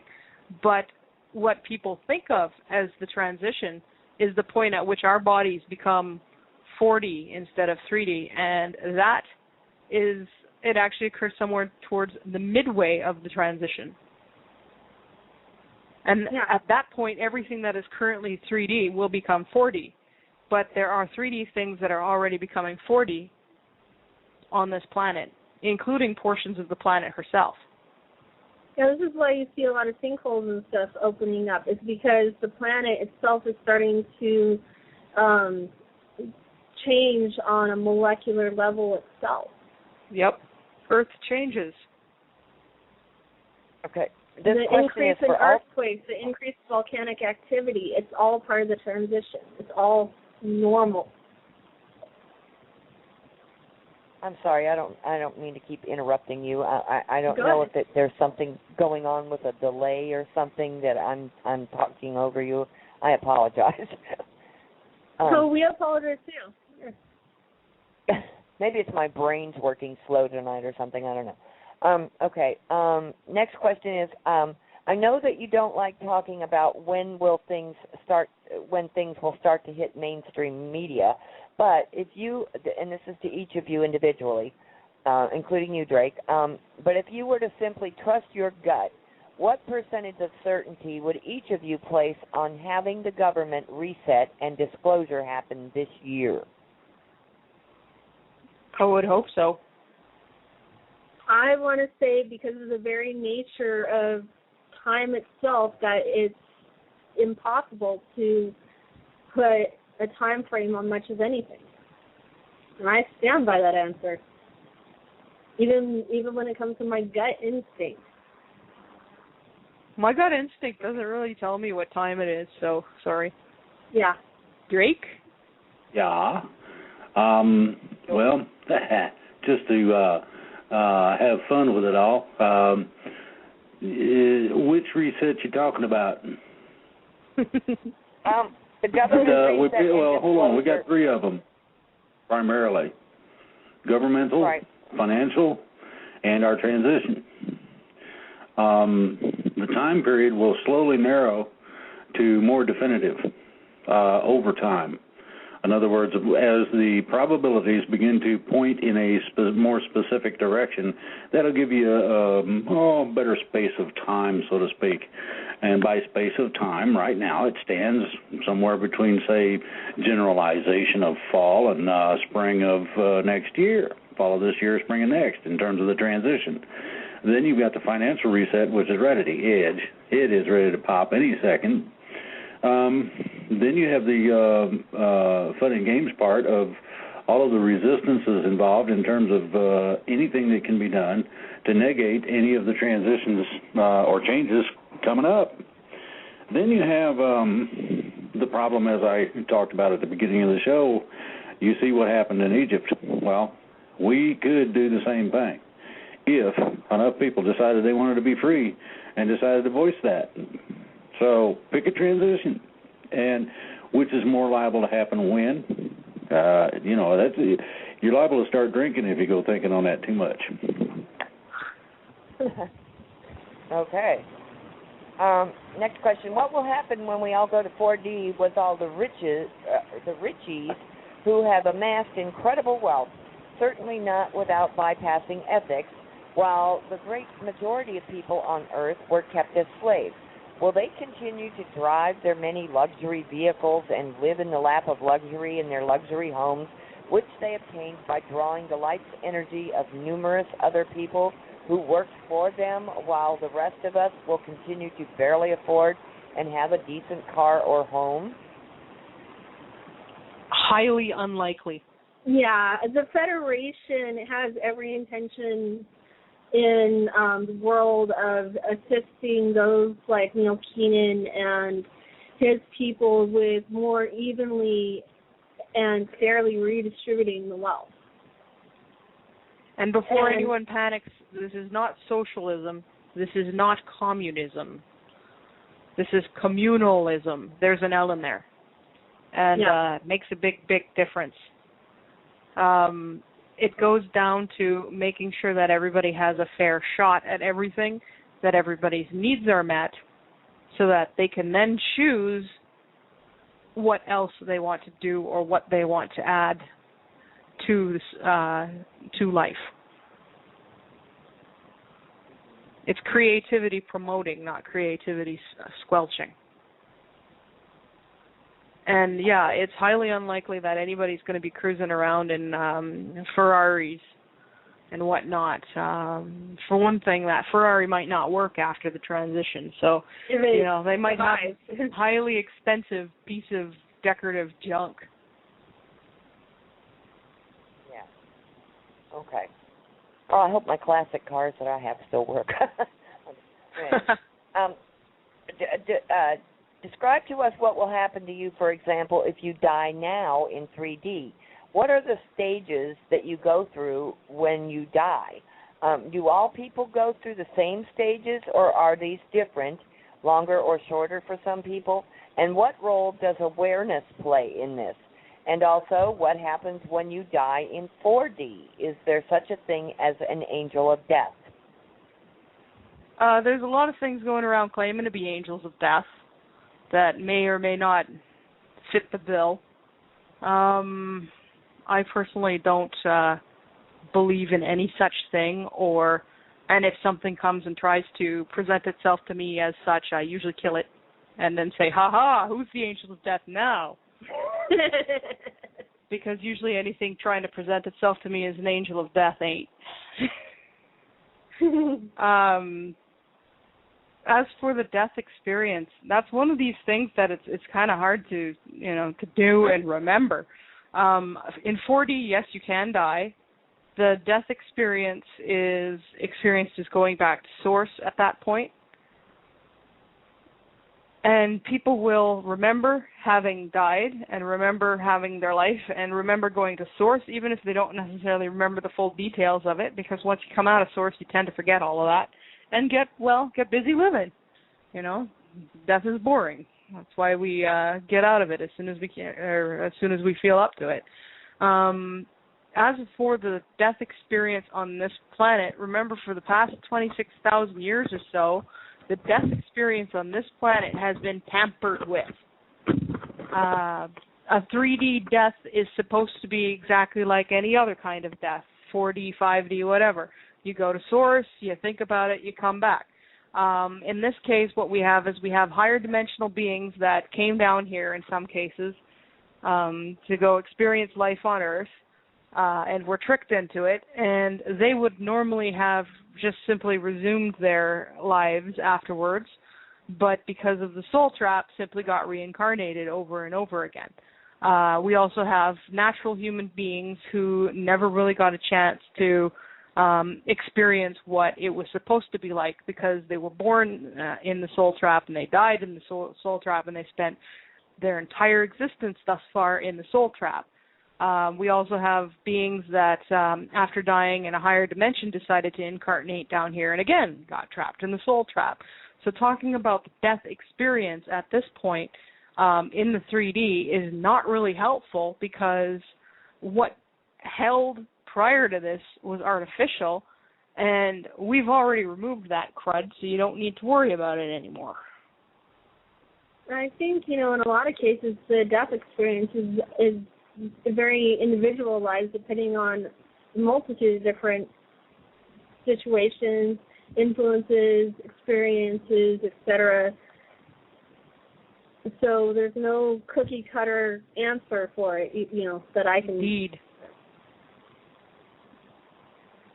Okay, the next question is from the same person, and it kind of incorporates some of what you just answered, but will we be able to, as a 4D person living on a 4D Earth, manifest a 3D body that would live on another 3D planet?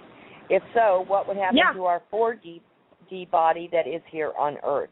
Does it you'd die have to off go to that planet. And right. no, your 4D body doesn't disintegrate. You inhabit temporarily the 3D body that you take up. It's like putting on gloves or putting on a full body suit. If I put on my favorite pair of shoes, my less favorite pair of shoes doesn't cease to exist. If I take my shoes off, my foot doesn't cease to exist. Okay. That would make walking rather uncomfortable.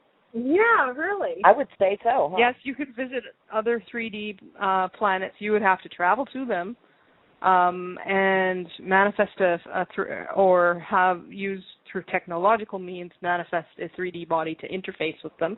Otherwise, you'd be interfacing at a far more less physical level. Okay. Okay, I take it that due to specifics on your current assignments, you mainly talk about military administration and diplomacy when it comes to the galactics. How about spirituality when you go to 4D? Are there also priests, holy men, spiritual teachers in 4D and higher who live and guide the various galactic civilizations? Yeah, but they do it differently than we do here. It's not a power trip, for one. It's not predicated on any particular religion, for one. It's more like advisors. Tanka Wayne is one of the spiritual advisors to the Andromeda Council, for instance. There's sages, mages, clerics, priests, all kinds of things that deal with spirituality and applied uses of spirit power. And up there, spirituality and science are one and the same. There's no separation between the two. Yeah, take it for granted that it's real. It is a matter of fact rather than a matter of belief. Or faith. Yeah. Okay. And as far as spirituality, I think we cover that on a weekly basis. It's just the spirituality of the ETs is, like I said, it's one and the same with the science, and so there's no spirituality as most understand it down here on the planet. And what has been passed off as spirituality from the channeled sources is a bunch of fake crap. Horse hockey. Yeah, it's horse hockey. I do know that Tolik also touches a lot on what would be roughly, quote unquote, considered spirituality, and so does Alex Collier and his Zenites, Morne and Visayas. And one of the most, I guess I want to say, poignant spiritual lessons I ever learned from Visayas is the love you withhold is the pain you carry. I like one that doesn't necessarily come from Visayas, but has been passed around, attributed to a native shaman. But every man and every woman has two wolves. One wolf embodies all the negatives: anger, fear, jealousy, greed, rage, those kinds of things. The other wolf embodies all the positive: love, helping one another, happiness, peace, serenity, acceptance, all of those things. Which one wins? They're always fighting each other. Which one wins? The answer is the one you feed. Yeah. Uh-huh. I love that. Okay. All right.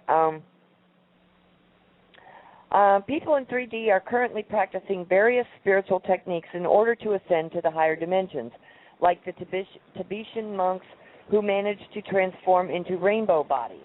What happens from this point of view when you practice such techniques in 4D? Do such people in 4D also ascend faster through such practices to higher realms such as 5 and 6D, etc.? And are there many such practitioners in the higher realms?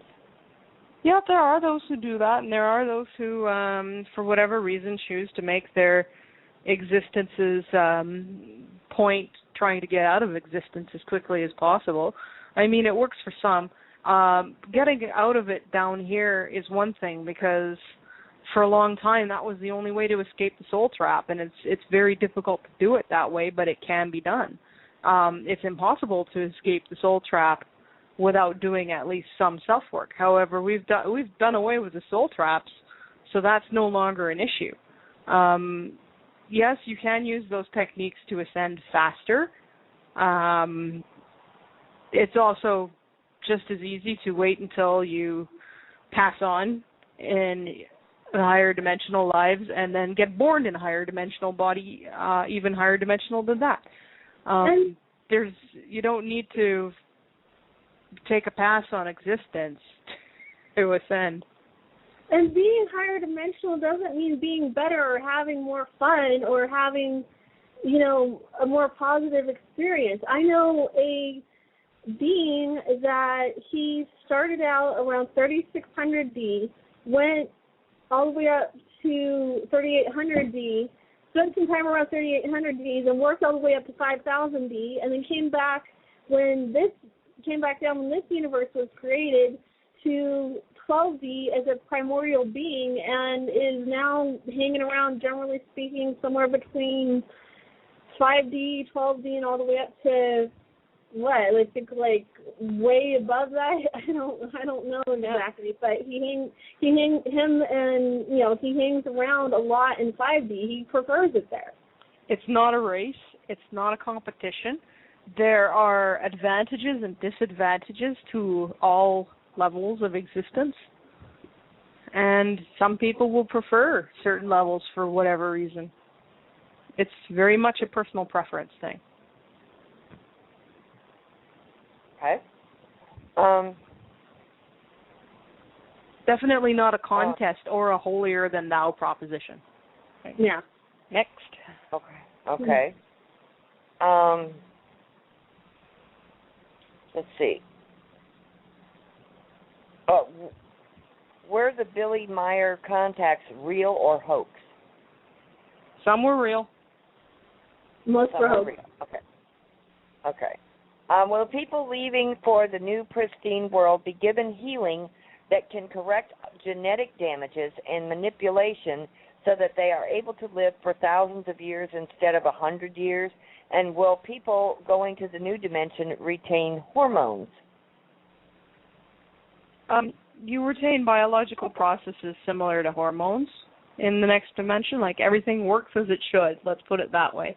And as far as the healing, those going to the new 3-dimensional planet, yeah, they will be completely healed, and it won't be a matter of them living thousands of years.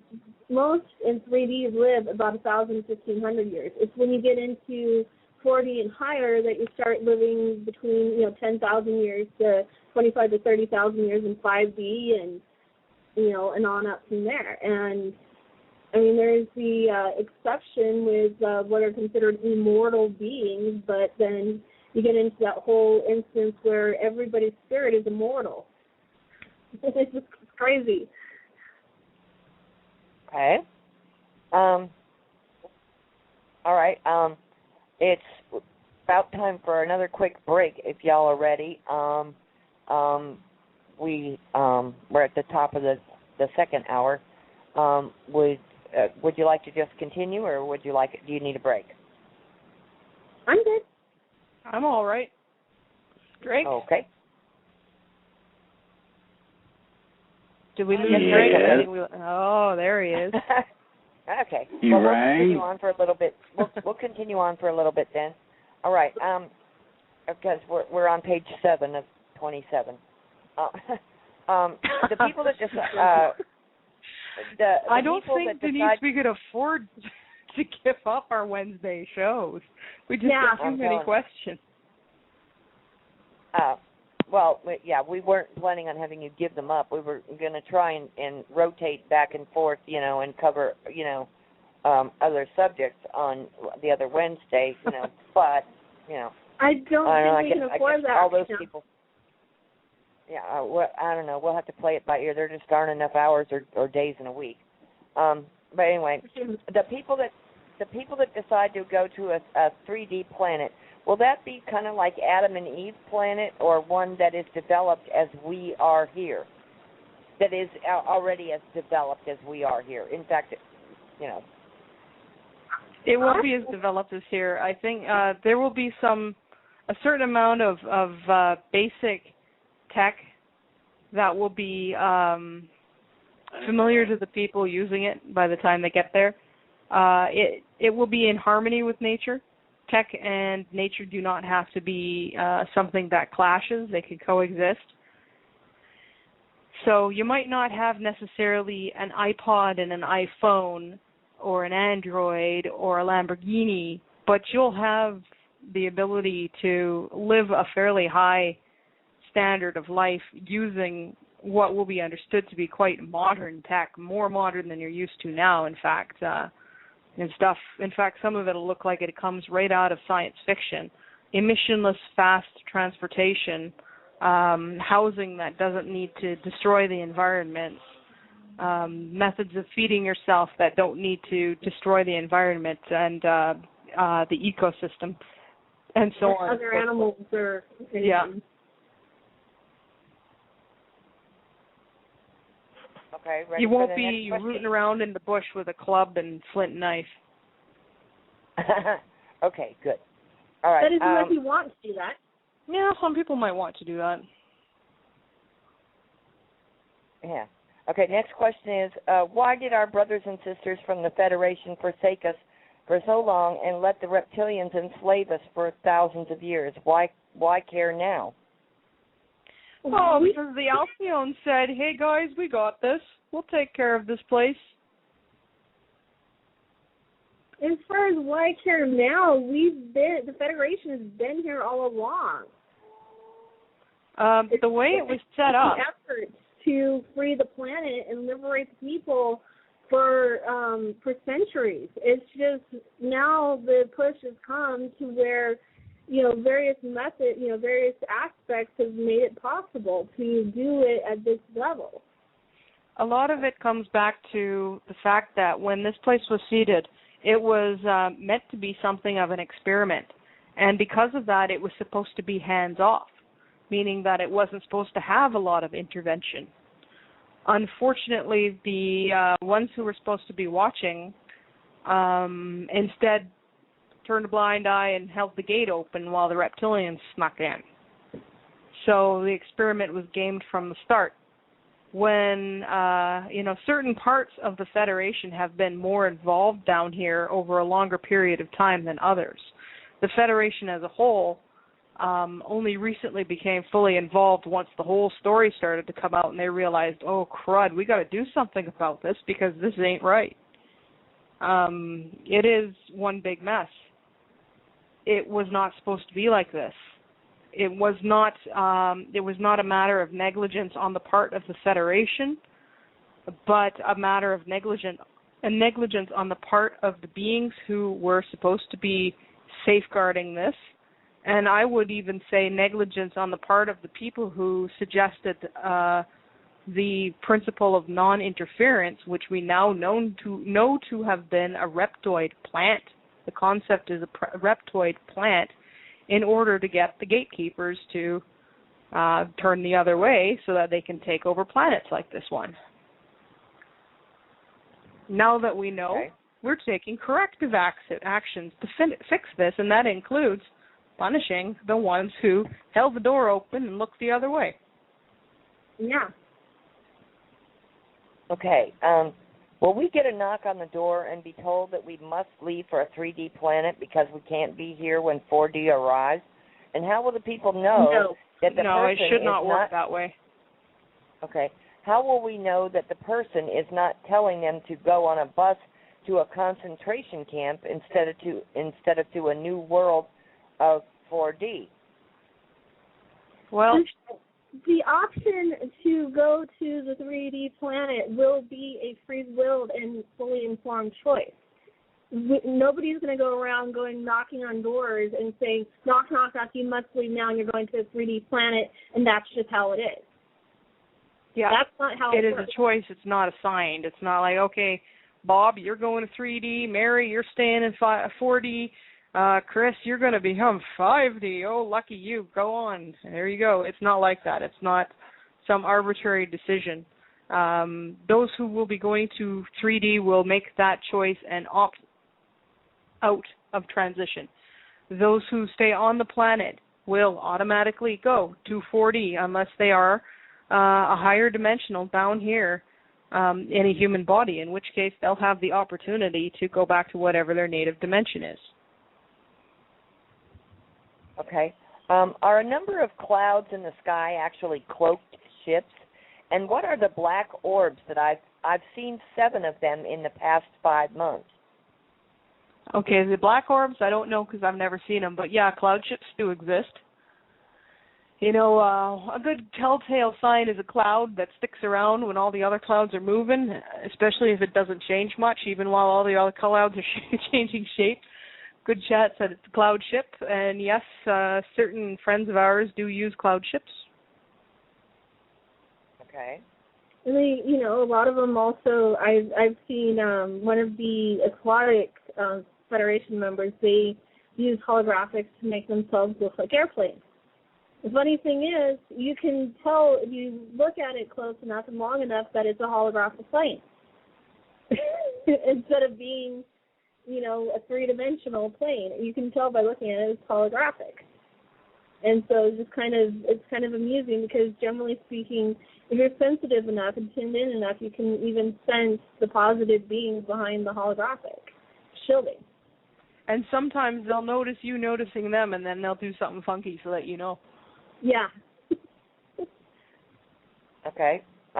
Question to Tanaath and Sunfire: have you made any organite with any of your crystals?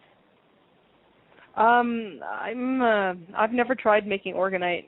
Maybe I should, but I can't really afford the materials. I'll keep my hobbies to knitting and my more expensive hobby of smithing. Mm-hmm. I've read about organite. I've heard about organite. I know people that are into organite, but it's not something I've gotten into, and I don't know. I understand it is a good thing, but I don't feel called to do it myself. Yeah, I have my pony's board bill to keep up with. Maybe I'll stick with that. Okay. Okay. Question for you, Drake. Can you tell us more about the current troop movement, and is it a good sign to celebrate our 4th of July? I'd say absolutely. It's going strong. Militias are growing like crazy. We got 310 million people in this country and 390 million guns. Whoops. There's going to be extraordinary things coming up, and these are going to be exciting times that we're living in, I'm telling you. So we'll have to go from there, okay? Okay. Other than our physical bodies, would you elaborate on the types of physical changes that will occur due to our transition? And what about the physical infrastructure relating to size?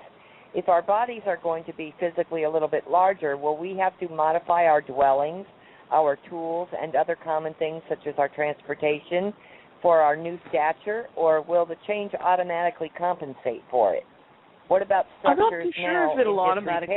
You know, Tolik covers this in his archives.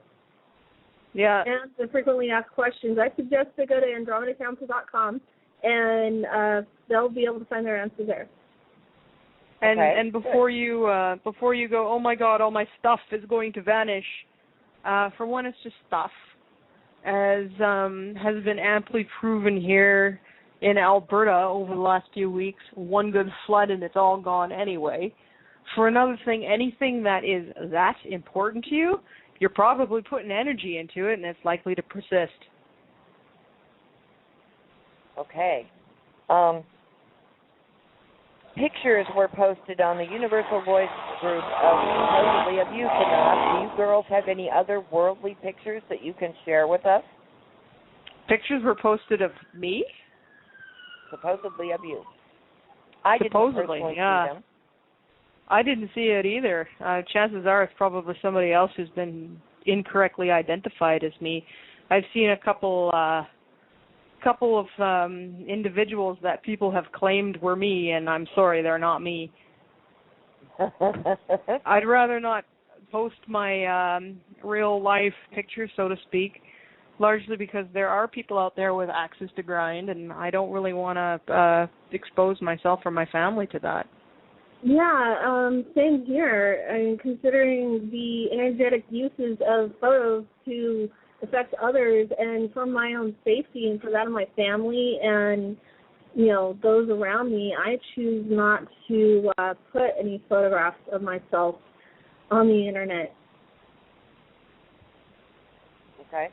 Next question is, we here on Terra, of course, have a monetary system that was created by the Cabal and their off-world benefactors. Is it unique to this planet, or is the same monetary control system found on other 3D planets, and are they reptoid-controlled or not? Yes, and yes.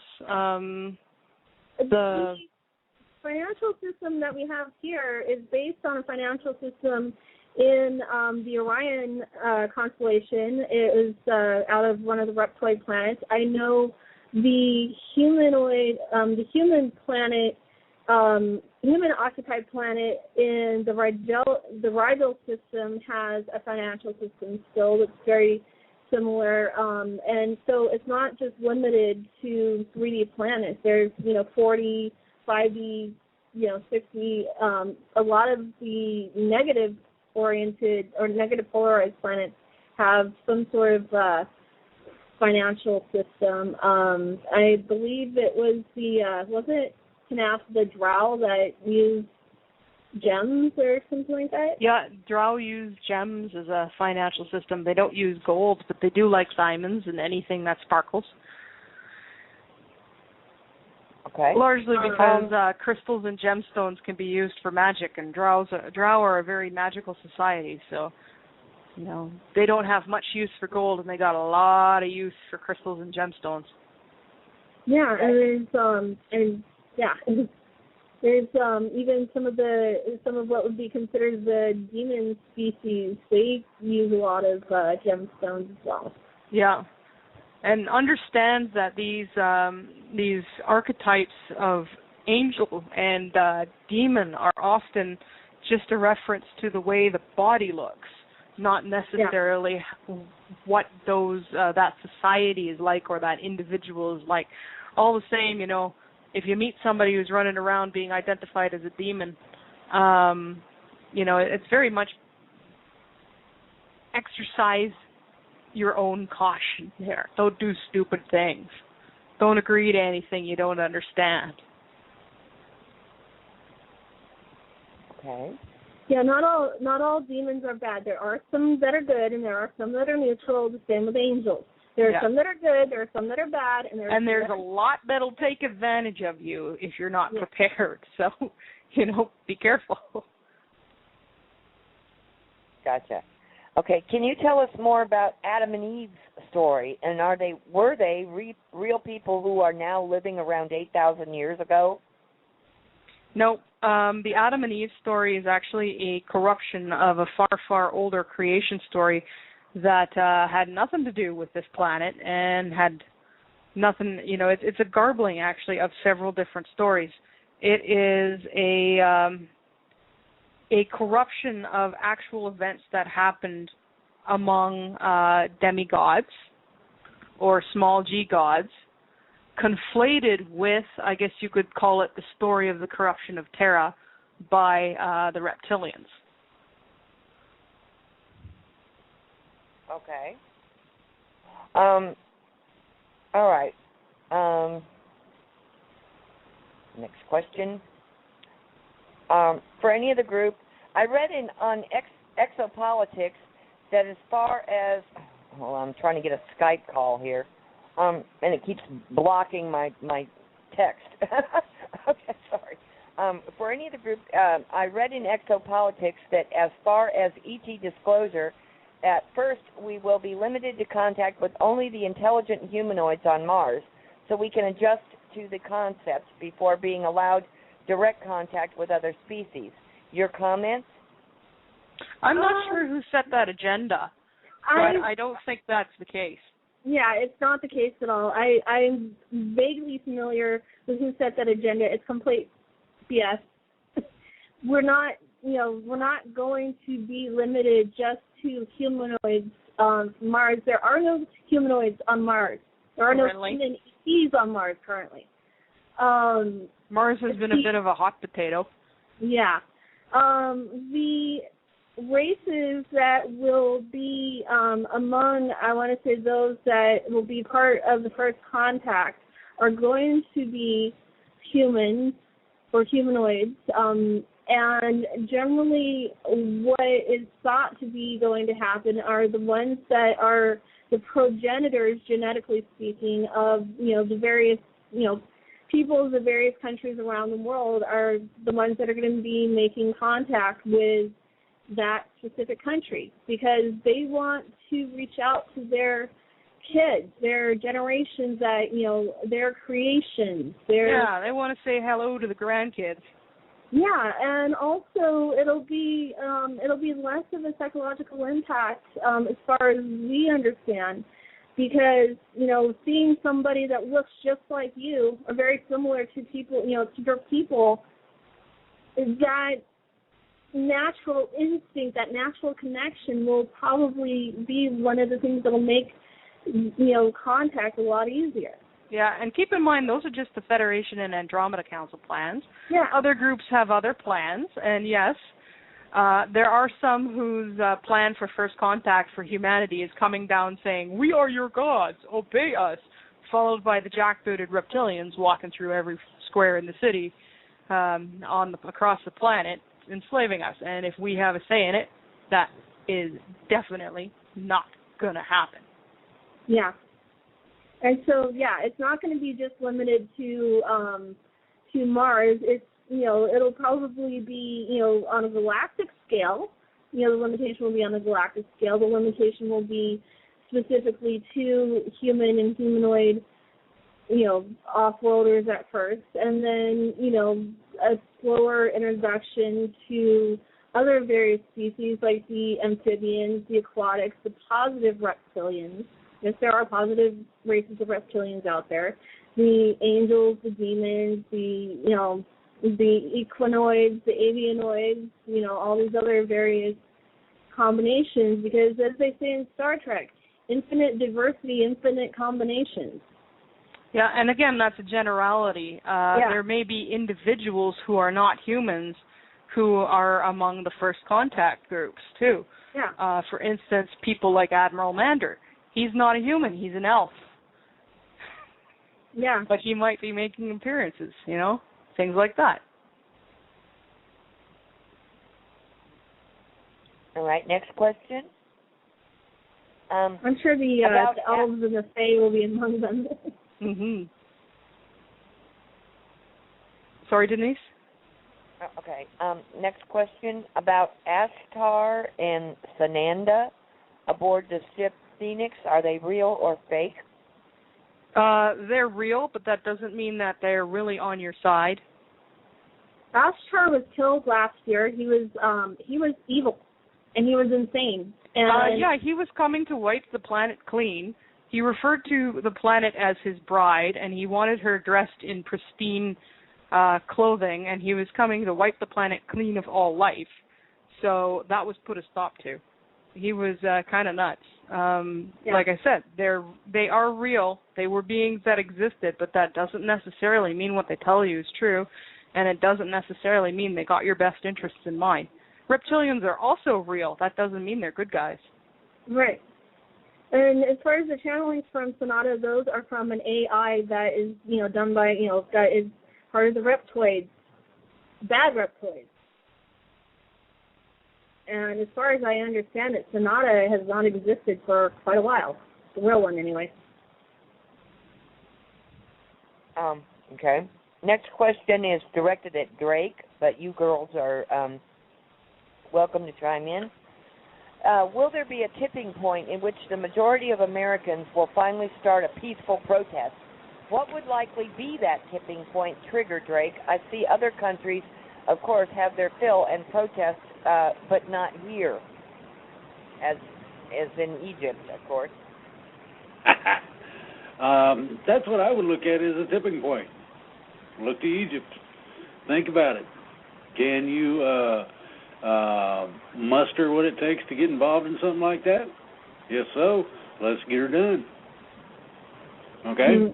I agree. Let's get her done. Yes, please. Okay. Okay. A few months ago in a meditation, I ended up inside a spacecraft. I don't know if it was a small or large ship, but the interior was really bright white, actually, and the people wore white clothes. I didn't see their faces very well, but they seemed very friendly, but didn't pay much attention to me. I only stopped there for a few moments, and then I came back.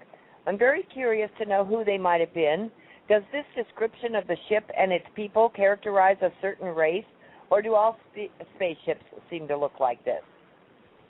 I know if you ended up on a Silver Legion spaceship, it wouldn't look like a bunch of white people in white clothes on a white ship. It would be more like, is that a, oh my God, what is that? Oh, so many colors.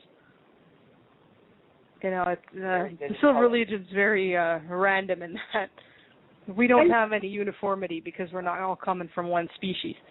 But, yeah, there are people who like that whole white everything stuff, and some of them are nice and some of them aren't, and I really couldn't hazard a guess exactly which species or which group's ship you ended up on, but as they did you no harm and you did them no harm, it was probably a positive.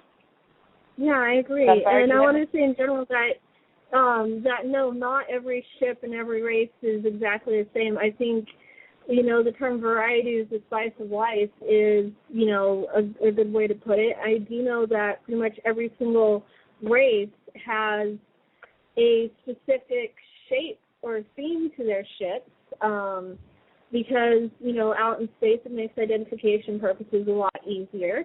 And that's generally how they do it. Yep. Some have uniforms, some don't.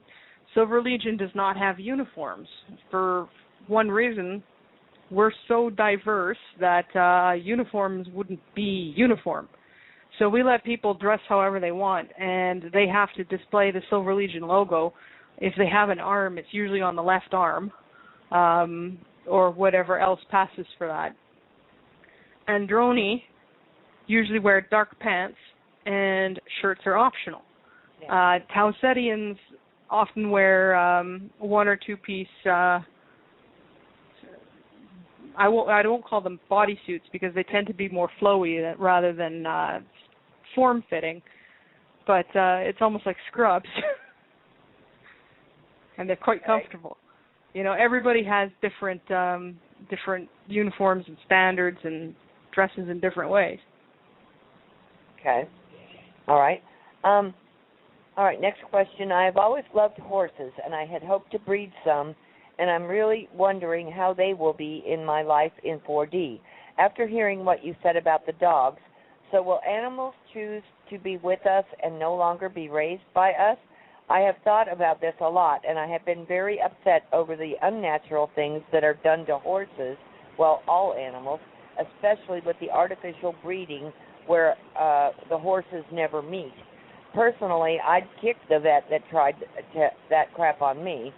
So they're kidding. To know all what, the work with none of the fun. Yeah, That's not going to be necessary anymore, and animals will have the ability to choose for themselves who they want to reproduce with, and who they want to be with. Yeah.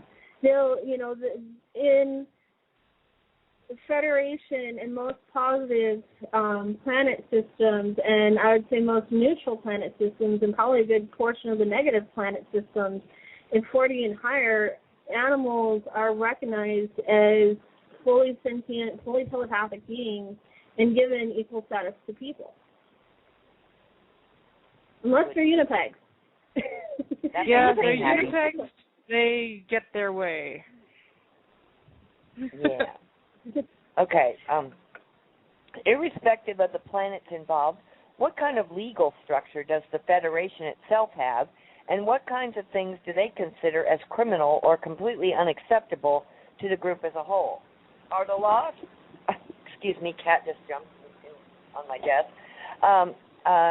Are the laws and regulations as numerous as ours on Earth, like complete libraries of laws? I'm not really a legal specialist, but when it comes to personal law, personal activity is usually not legislated. Yeah, what is legislated instead, and even not really legislated, more like there's codes of conduct and guidelines that are held in terms of how organizations, planets, and whatnot interact with one another. When it comes to personal justice, that is usually handled at the community level by the people involved. I would say probably, in line with common law would be the closest equivalent that could be compared to anything close to what the Federation has. But I would say that, that's barely scratching the surface. And, I think it would be difficult to, at this point, to define it because there's not a lot of cross comparisons. Yeah, in a lot of cases it's really a moot point because people usually don't do bad things to one another. It's not as big a... I would say on 99% of the Federation and positive and neutral and a good significant portion of the negative planets, crime just does not exist. The worst you're going to see on a Chalcedian planet is two intellectuals having a rather heated discussion, and then they're like, oh, well, I really like your perspective. I totally understand it. You want to go get dinner? Yeah, pretty much. They'll have, and then they'll continue the discussion over dinner. It's pretty friendly. You don't see the kind of stuff you see on this planet for the most part. Now, there are planets where you do see that, and they're regressives. Mm-hmm. Most of what people do not like about Terra on a societal level comes from the reptoids. Yeah, and the reason why you don't like it is it's because it's this gut remembrance that this ain't how it's supposed to be. Okay, well, let me finish the question. The second part is how what you pretty much kind of sort of answered, but how are personal or business disagreements that get out of hand handled, and what kinds of repercussions can be expected for minor infractions of the rules as well as major infractions or crimes?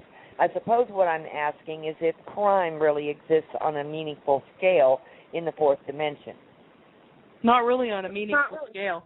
And it's the kind of thing that gets handled ad hoc as necessary because it really doesn't come up very often. Yeah, and it doesn't get out of control either. And I mean, as far as saying across the entire 40 dimension that crime does not exist, that's not the case. I'd say on, positive planets, most neutral planets, most negative planets, crime does not exist. On a meaningful scale, yeah, that's the key word there. And on most of it doesn't exist at all, but even on the ones that it does exist, it doesn't exist on a meaningful scale. When it comes to things like settling differences that get out of hand, usually at that point they'll ask for a neutral third party to arbit and agree to be bound by that. And there are many very wise beings that are fully capable of doing that kind of thing with no chance of being swayed or corrupted or taking sides. I think, when it comes to... If they don't go to arbitration and their problems spill out to involve other people, then arbitration comes to them. Yeah. And, I mean, as far as the difference between minor and major infractions, that kind of ultimately doesn't really come into play. Minor infractions could be settled as far as somebody saying, I'm sorry, and apologizing. And then, things get moved on from there, and it's just kind of, that's how it is. And I mean, as far as major infractions, it depends on the individual major screw up and what the motivation was, and how complicit was the being as the individual at the time. And I mean, it's very detailed and very specific, and I would say very much down to the individual situation at that time. And repercussions, there generally aren't a lot unless you do something really, really majorly stupid. The Alcyons, the Alcyons are a good example. They sold out Terra to the Reptoids and ended up with a 100,000-year interdiction, and it's a good possibility that that's going to be extended because they keep trying to find multiple ways around it. Yeah, interdiction means that they're not allowed off the planet and out of the solar system for 100,000 years. That's a very, very big deal up there, and that is an appropriate repercussion for the scale of damage that was done to Terra and the people on this planet. And it was on a collective level. It was, pretty much determined that the majority, if not the entire race of Alcyons were responsible. Okay. Next question is, I have read and studied all of the Keshi plasma theories, books, papers, which I have to say has really made great sense to me and explains many things and is pretty mind-blowing if he is correct. With your knowledge, is Keshi's work on the plasma neutron for real, as it has answered many questions for me and makes more sense than most subjects I have studied. I really am starting to understand many of the diagrams for his devices, and I would just like to know if you think I am wasting my time with these new theories. I don't think you're wasting your time at all with Keshi stuff.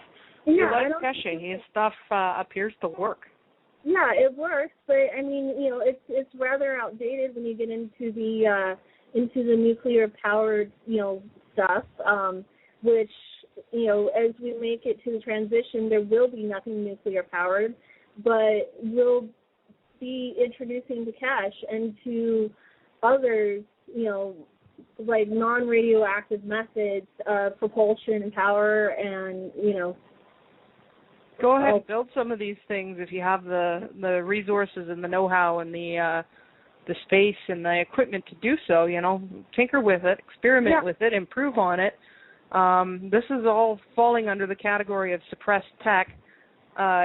Practice the caution that you need to at this point to keep yourself from running into accidents as a cabal kind.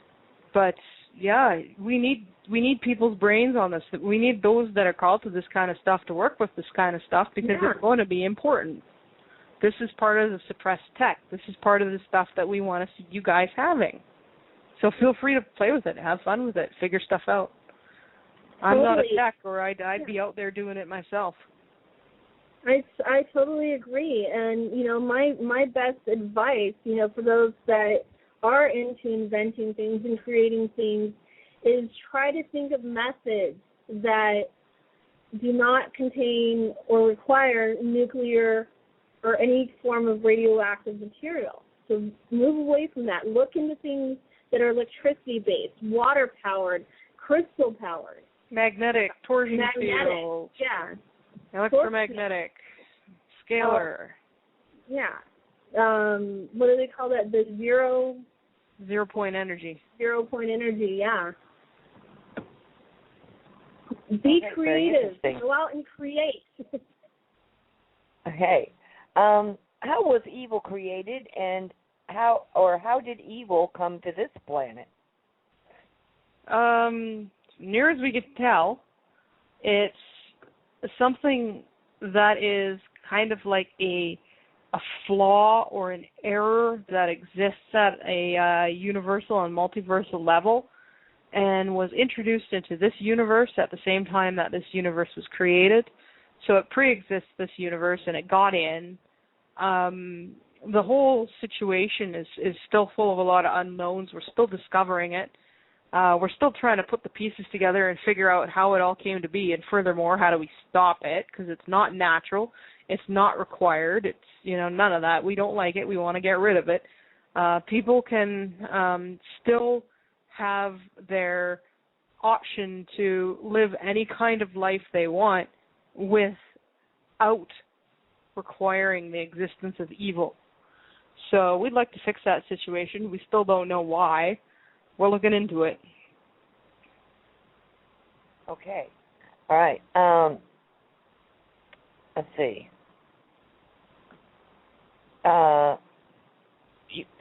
Some of these are hard to read.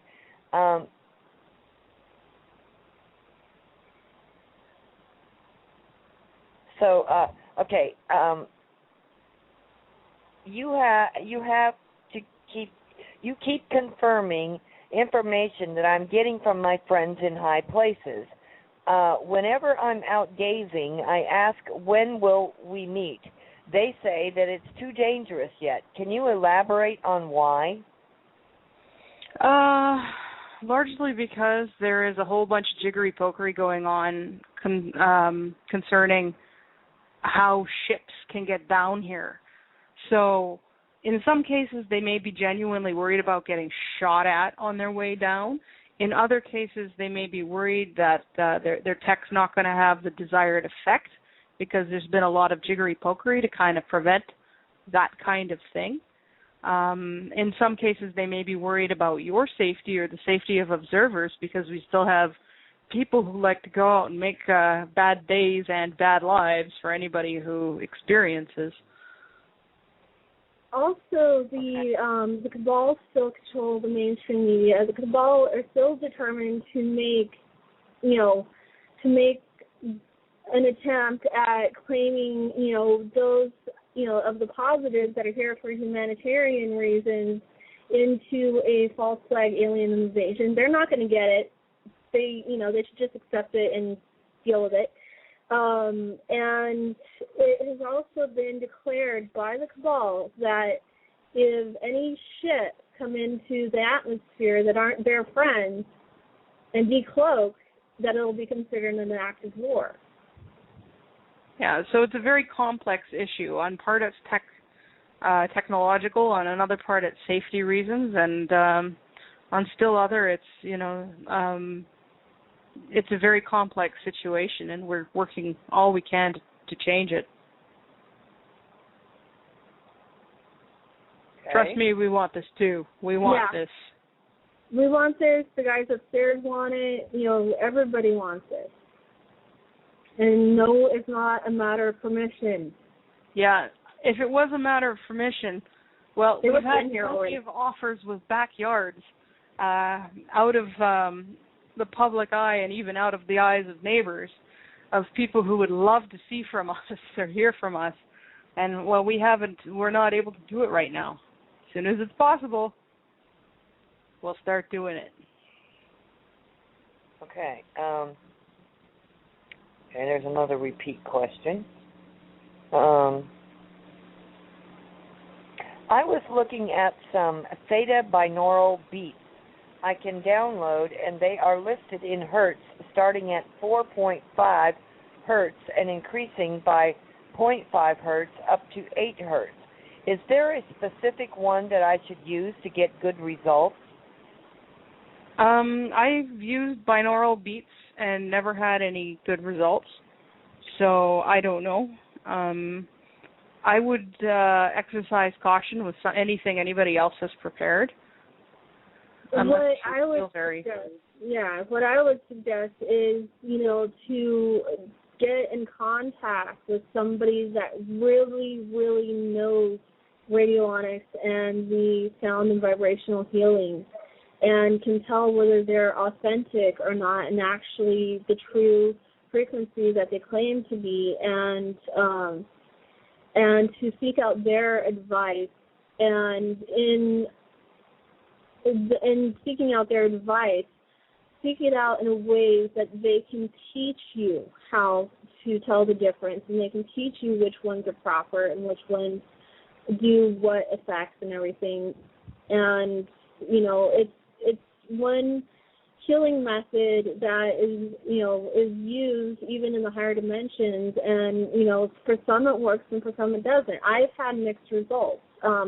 Some of the ones that I've used as far as sound and color healing have had positive effects, and I've tried others and they don't do nothing. And I've got a couple of friends that are very close to me that I trust, that have been very kind and generous and have taught me about that stuff and shared their knowledge with me, which I thank them a lot.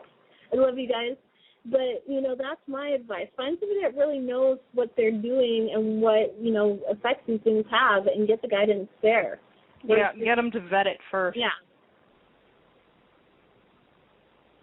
Okay. Because one of the reasons, and again, I'm going back to the stuff I opened up with, some people have had a problem with the fact that I am, quote-unquote, picking on popular sources. Well, the reason I'm focusing on that or doing that is because a lot of the popular sources have been tainted. They're popular.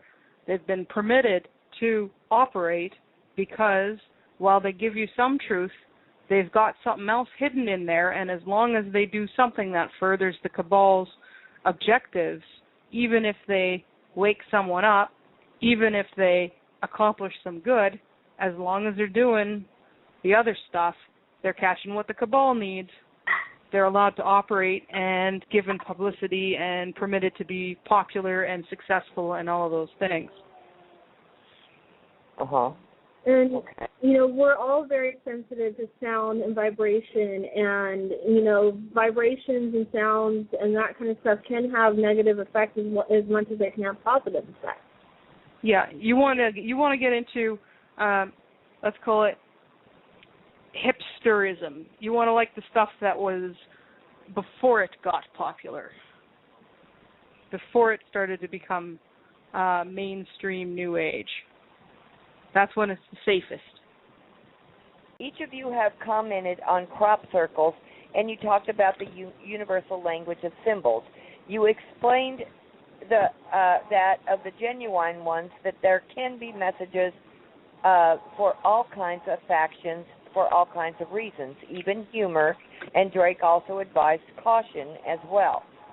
Are there specific examples that you have, are there some more specific examples of the types of crop circles that we will see or have seen that could help us to understand the actual symbol? Is there like a reference point to go and study them? Not currently. I think they're too vast and numerous at this point, and a symbol might mean one thing to one race in one language, and it'll mean something else, with a slight variation to a different race in another language. The only consistencies are like universal symbol language and sacred geometry. The study of sacred geometry is a good place to start. As far as the universal symbol language, there are a few of them that are that were explained by Alex Collier and his Zenite friend Mornay. Look up the book Defending Sacred Ground by Alex Collier. And I know that in a couple of his videotaped lectures he presents a few of the universal symbols and says, and this is this one, and this is what it means. And, I mean, that's probably a good basis, but it's, just barely a drop in a bucket that is as vast as the universe. There will be there will be made available, I would say, sometime in the future, post contact or post first contact, a basic guide to crop circles kind of thing. The Federation is kind of planning on that, but it'll be, I would say, extremely basic. The rest will have to come from people, learning the various languages and that kind of thing on their own, which will be, options for them. Relax, it's not as hard as as scary as it sounds. Yeah. Okay. Ladies and gentlemen, I just want to interrupt again and say that we have about a minute and a half before we transition to overtime, if that. So if you want to continue listening to the program and we go into a little bit of overtime here, you will have to be dialed in, and we should have a little bit of space for some more incoming calls according to my board. So if you want to continue, call 646-716-4984. Again, that's 646-716-4984.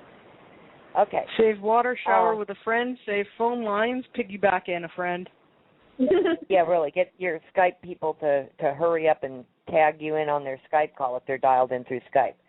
Okay. All right. Okay.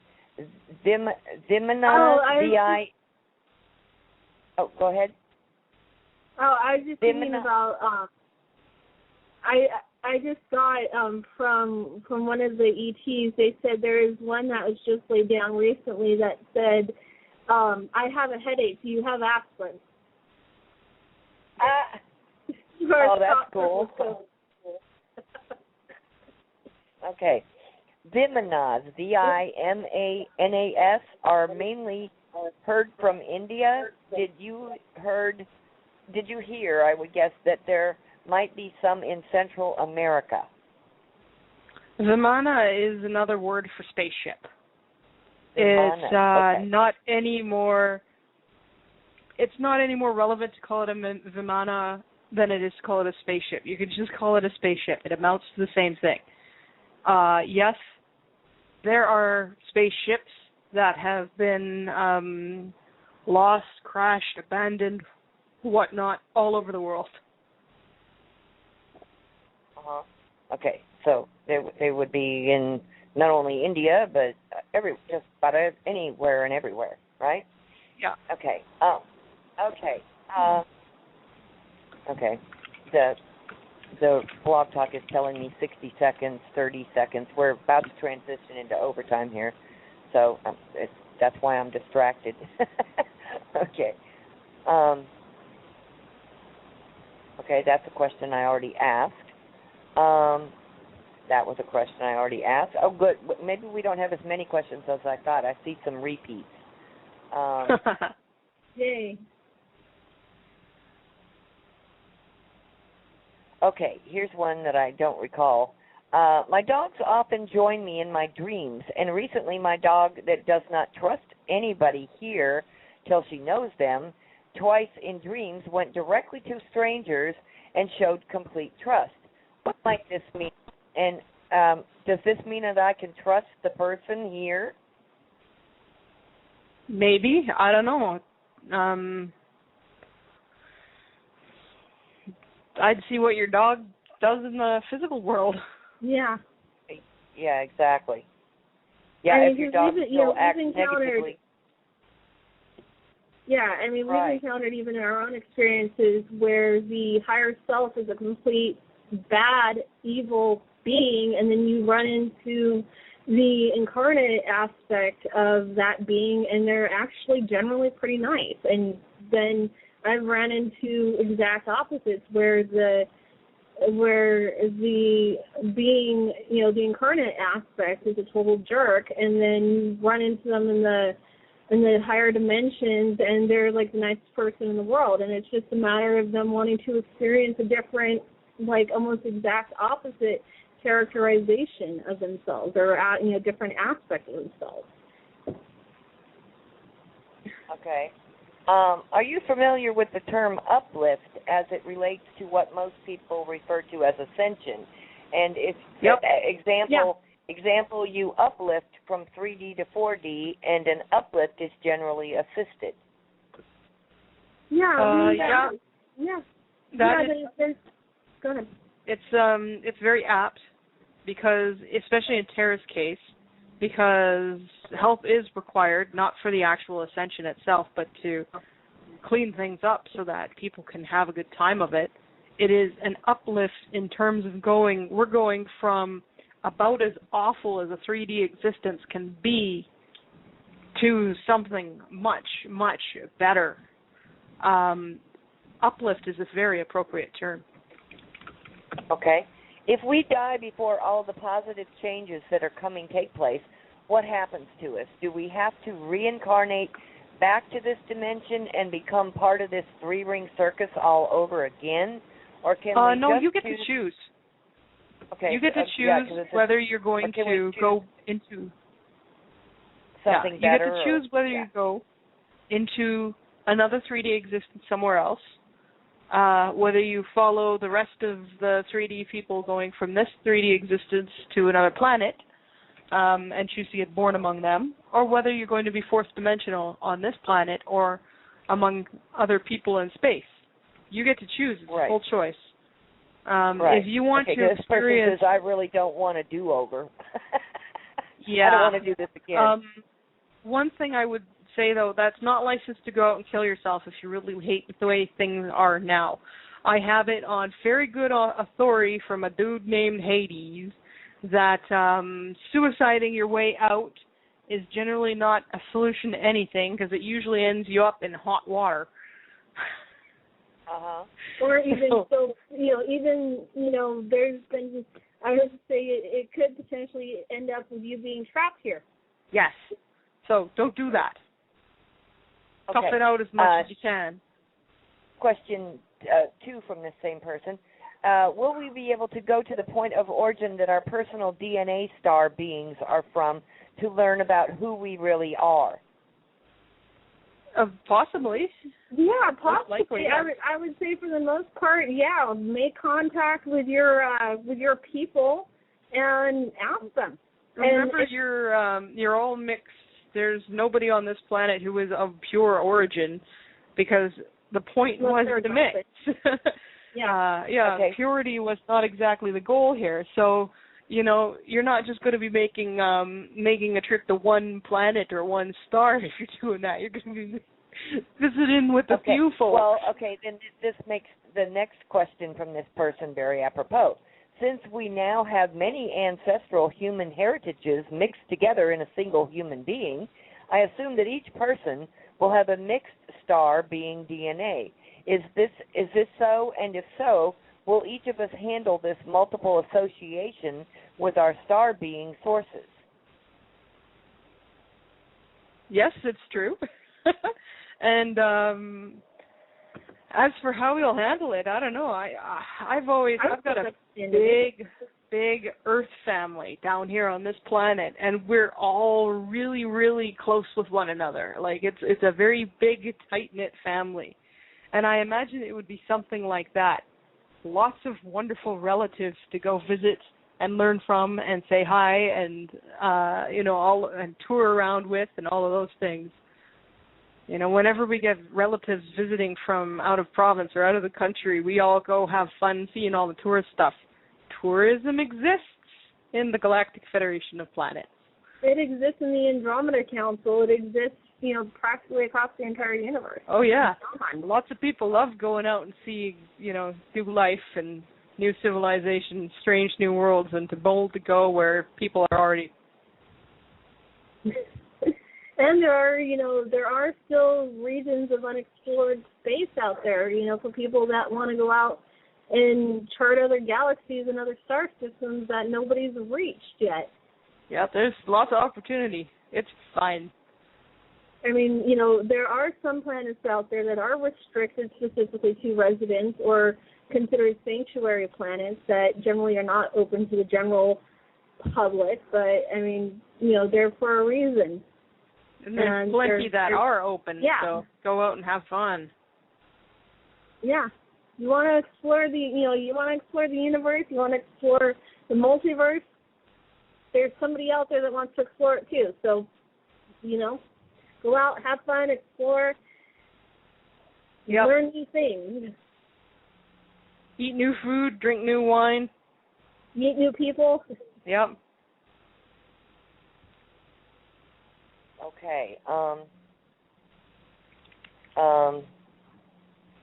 Next question. Okay. Will we be able to know Source on a personal level and have an interactive relationship with Source? Yes, but it's not going to be a matter of like a wish-granting genie or somebody who, you know, throws his weight around to punish people you don't like or anything like that. But yes, you will be able to have a personal interaction with your creator. One that is removed from all doubt and a matter of fact relationship rather than a matter of belief or somebody else told you something.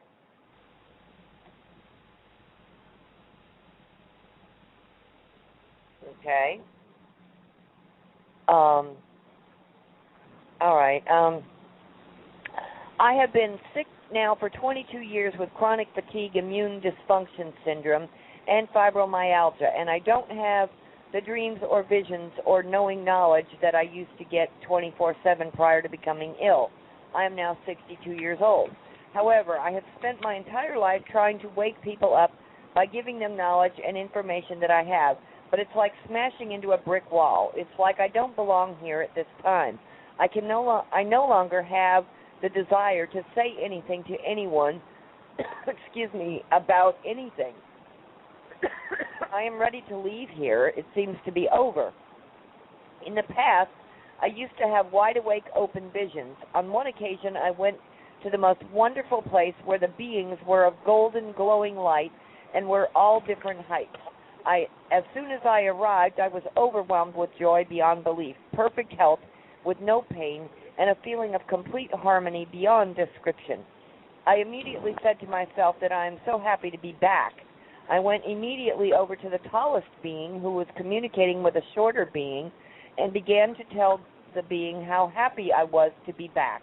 As soon as this happened, the tall being gave me the impression of annoyance, like I wasn't supposed to be there, and I wasn't immediately sent back down to earth, where I saw myself enter into my mother's womb and come straight out of her into a clear tube as a full adult, where I traveled forward to a certain point where large black birds were slapping on the tube until it cracked open.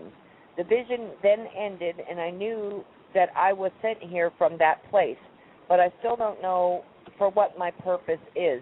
Do you have any possible insights about this? It seems to me I'm in the wrong time period or in the wrong place.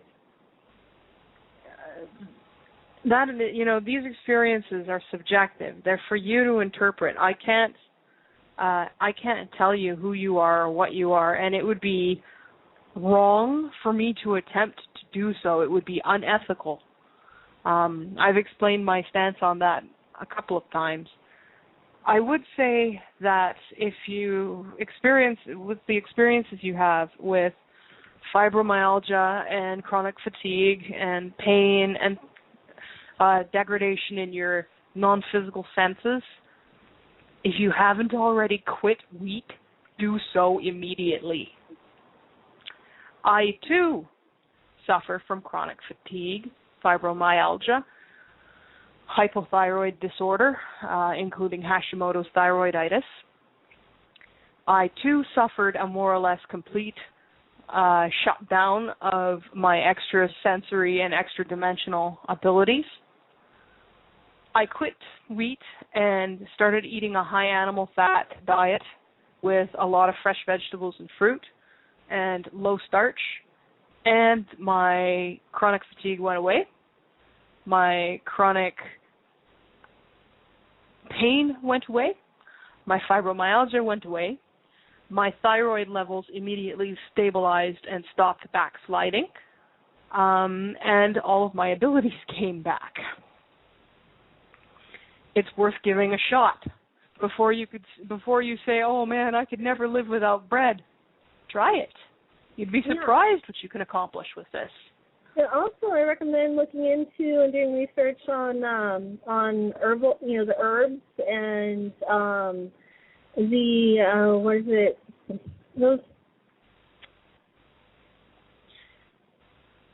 neurotransmitter supplement. Yeah, there's I know there's one that Grammy J recommends as well. You can probably ask her on Facebook what that is. For somebody over the age of 30 or 40, there are certain substances that will offer greater benefits than they would to somebody under the age of 30 or 40. Telomere support, things like that. What you choose to do, if you have a lot of money to spend on supplements, there's a lot of really, really high quality supplements out there. If you're like me and you don't have a lot of money to spend on supplements, do what you can, eat clean, eat a lot of fruits and vegetables, and stay away from the wheat and the sugar. And the gluten. And yes, the gluten in general. And also the casein in milk is another one that is a problem. As long as if it's casein alone, yes, but casein, like a whole milk product, is fine. An isolated, whether it's isolated whey, isolated casein, skim, anything, not as good for you as the whole product. Yeah, and I wanted to recommend, look into energy healers, like those that work with the prana energies and the Reiki energies, and there are also some other really good healers out there that have been medically proven to be effective. Those like Jerry Wills, who is a Chalcedian. He's been on the planet for a very long time, and he's an amazing healer. He lives in Arizona. I highly recommend people check him out. He actually is very effective. Rife also works. The Rife device. Yes, it does indeed work, at least when it's done properly. Okay. Okay. Wait a minute. Do you happen to know what star being species these golden glowing creatures I envisioned might be? No, it could have been that that was a perceptual thing. That might not have been a literal vision, but a perceptual vision, something that appeared to you as glowing beings. So, no, I don't know who they were. Okay. Okay. I don't think this next question is really appropriate, so I'm going to skip that one. I may have you answer that one, and we'll email the answer back. Yeah, if it's very personal, then perhaps we can I can handle that in a personal email. It's it's personal. It's about Christians, and it's kind of personal. Yeah. Okay. Are the interplanetary libraries and universities that are there interplanetary libraries and universities that we will be able to join and learn? Is there a galactic equivalent of the Internet? Yeah, there are networks. There are university-like and library-like organizations that you'll be able to access and use. I think many Facebook is there's all kinds of different universities. The Federation on our head planet, Zeta, which is the third planet in the Tau Ceti system, we have huge, expansive universities that are the Federation universities, and you could spend the next 10, 15, 20,000 years learning their all various kinds of things. Whatever inspires you, whatever catches your fancy, you can learn there. And there's other there's libraries and universities across existence that people can have access to. So yeah, it's a lot. Yep. Okay. I'm going to try and rapid fire you some questions. We've got about 40 minutes left. All right. Have there ever been any humans on this planet that were a result of natural evolution, that is, primordial soup to great apes, from great apes to humans, or have they all been seeded and then possibly altered genetically thereafter?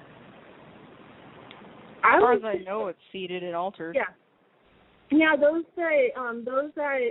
that the Cabal and their puppet Darwin were trying to show as evidence of the evolutionary theory from ape to what we are now. They were various experiments across time. The current Homo sapien that we are was genetically engineered. We are genetically engineered ET hybrids.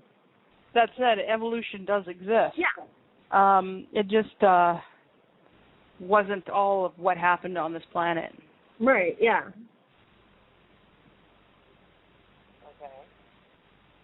All right. Next one is, did the good ETs know that the Cabal was going to attack the U.S. on 9/11? If so, did they attempt to stop it or mitigate the effects? It seems that the Cabal attained many of its goals through this event, so I was wondering what the behind-the-scenes dynamics were on that particular day. All right. We can talk about some of this, but we can't talk about all of this because there's still stuff in there that is highly classified and can't come out till the Cabal is taken down for reasons of safety of those who know this information. First of all, no, it was an unanticipated event. It was also an event that basically gave the Cabal a new lease on life, which was why it was done. During that attack, there were major attacks on, like what happened with Fukushima, there were major attacks on Liberation Forces planets, on Galactic Federation planets.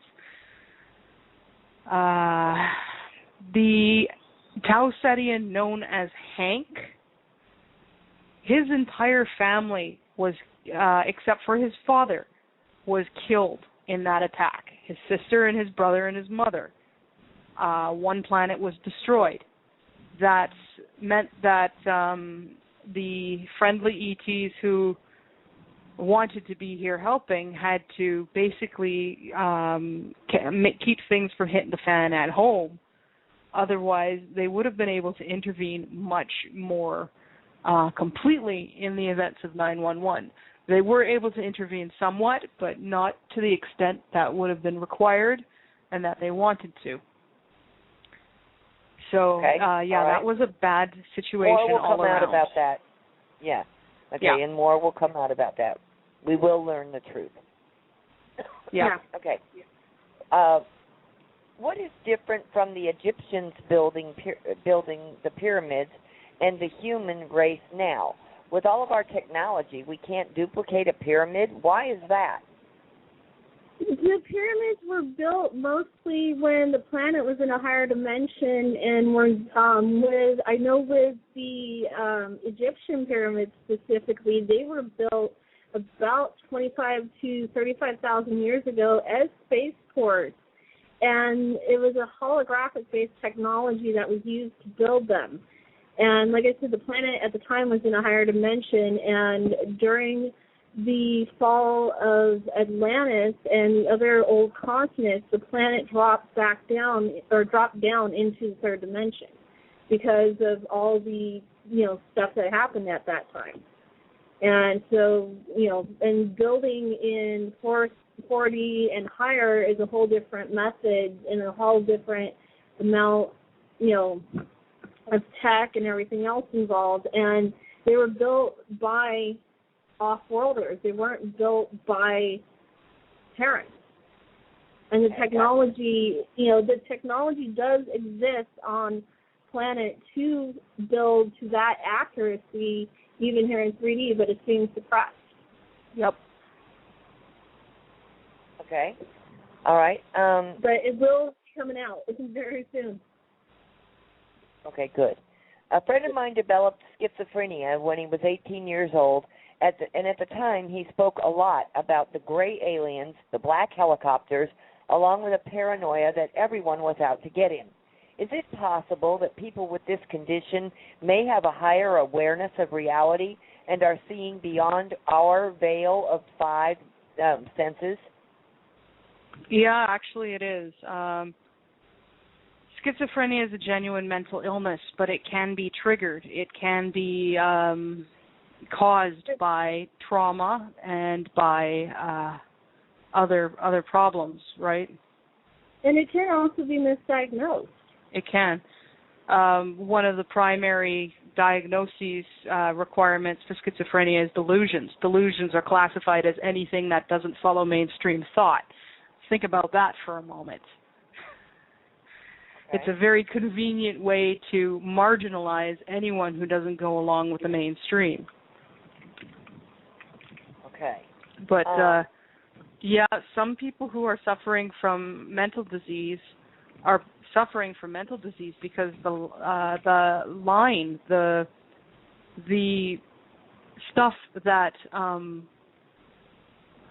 regulates perception is out of whack. So yeah, they're seeing things that really exist in some cases, but they're not able to distinguish. That's the problem. Okay. All right. I'm only playing devil's advocate. What will we owe to the good of world federations for their help in freeing Terra from the bad off-worlds or on-worlds? I don't say that you would owe anything. Maybe we definitely appreciate a good party. Or or a genuine thank you, or an invitation to dinner. Yeah, those are nice. Especially if you're a really good cook, if you are really good making desserts. They love desserts. Kyla was just yesterday, the day before, introduced the cupcakes. Oh yeah, he asked me what that delicious thing was, and then he asked if my brother had put it in the replicator yet. Because I was eating a cupcake while he was telepathically speaking with me, and he was able to pick up on the cupcake, and he liked it. Yes, it was a gluten-free cupcake. I got a relative who's getting married, and we had to taste test some cupcakes to make sure that they were fit for weed eaters. Also, I mean, I know the other thing that they really like is they really like handmade objects. Yeah. And craft and art and a nice stories. Conversation over wine. Yeah. But honestly, helping is its own reward in this case, because if we don't help you, what's going on here threatens to spill out and hurt us. So we kind of want to make sure that doesn't happen. And if we do help you, well, then we get a chance to watch you guys just blossom and turn into a really, really neat society that nobody's ever seen before, right? There's a mixing, this confluence of people. It's exciting. You don't owe us anything. Okay, cool. We'll throw a hell of a party. All right. There are hundreds of ancient cities that are 1 or 200 feet below sea level all around this world. When the Great Flood occurred 12,000 years ago, along with other Earth cataclysms, where did all the extra weather come from? Was it the result of tectonic plates just resettling? Michael Sarian's theory is that the water came from one of the destroyed planets that is now our asteroid belt. Oh, like Corona or Maldek? Maldek was destroyed about 400 to 450 million years ago in the Orion Wars, or what we call the Orion Wars. There was a very thick water